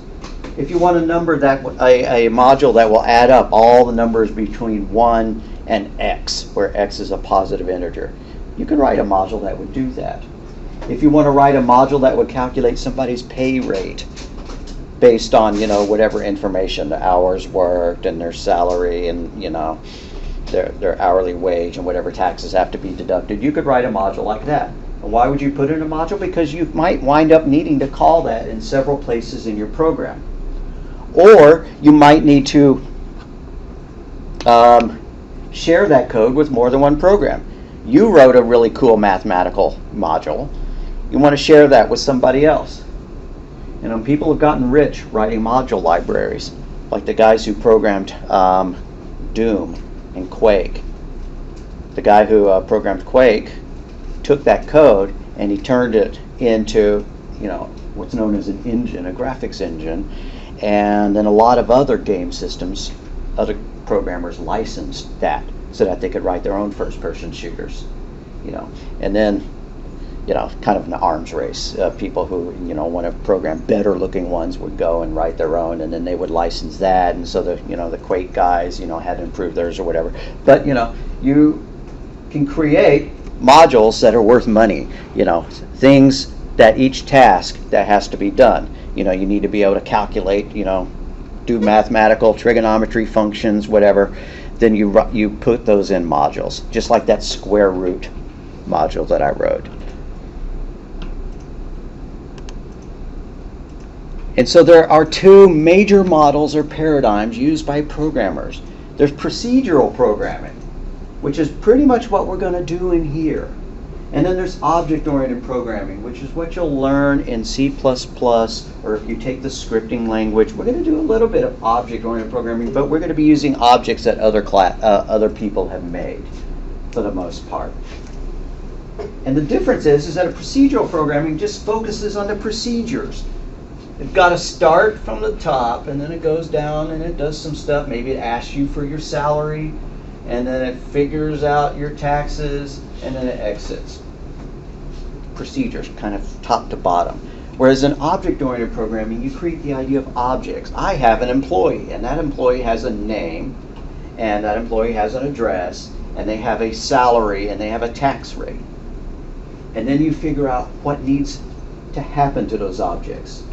You can have multiple objects, right? I have 7 people that I'm keeping track of in my company. And they all need to be fed through the routine that's going to calculate their salary so we can write the checks. You know, so object-oriented programming is the idea of breaking things down into units of information that can be grouped together.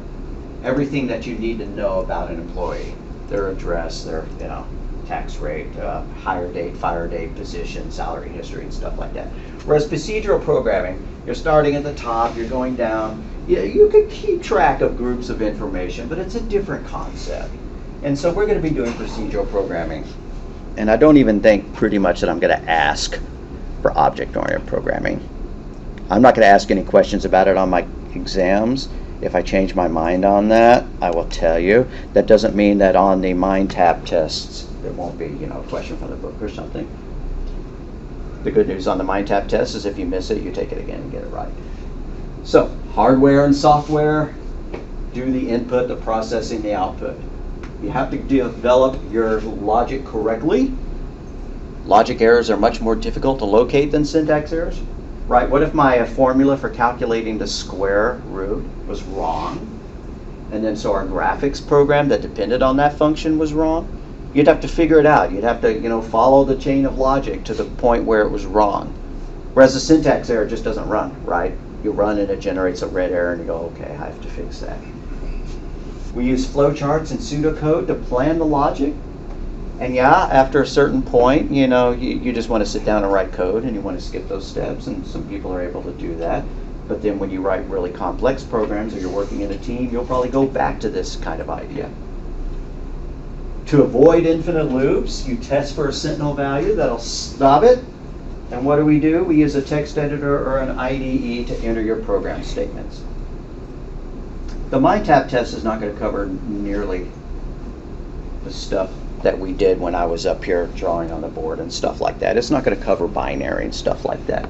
That's why I'm going to give you a quiz on it, to burn that in separately. But we are done with this chapter, so you definitely are going to want to read the MindTap if you have not already done so. Certainly at least read the PowerPoints, but the text is all there. So you're going to go to the MindTap link and you're going to choose, the Unit 1 test. And then if you don't make 100 on it, or you don't like your grade, just take it again until you understand it. And some of the questions in the MindTap test will show up in your exams, right? Almost like I copied and pasted. I might change them a little bit. But, so these are a really good study tool. And they play a portion of your grade as well. All right, the only homework that we're going to have is going to be over the binary, the hexadecimal, and the ASCII that I mentioned. And I'll upload that later today, and I'll post a notice on D2L about it. Are there any questions? Yes, sir. If I'm just writing notes during class and you put up on the homework or class assignments, how would I get credit for that if I didn't type it out when you were doing Just it? create a document saying Okay. notes. Should I take a scan of the notes? No. Okay. Why don't we, I'm going to make a Dropbox here just to kind of give people credit for being here. But all you have to do is create something in Notepad or Idle and then upload it saying I was in class. I was in class. Right. And if you did type your notes in on the computer, great. You can upload those. Okay. So this will be C, binary, hexadecimal, ASCII, if you did it, if you typed in the notes. If you didn't, just create a document in Notepad or Word or Idle saying that you were here. I was in class and did not fall asleep. Yep.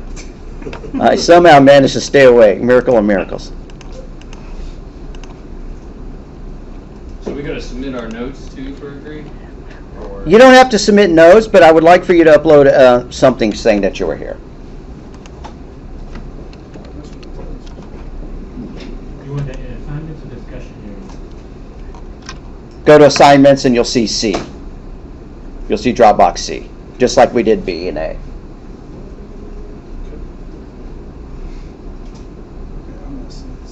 All it has to be is a Word or Notepad or anything that says I attended class. If you don't type your notes into your computer, that's totally fine. So for B, I was not here Thursday. And you will write something. You will write, I did pseudocode. You'll create some pseudocode in a flowchart and you'll submit those. And then save it or whatever and then Right, send it to you. right, right. All right. Which you'll know how to do by watching the video. Yes. Yeah. All right, gang. I think we're done. Thank you. We did it with 0 minutes to spare.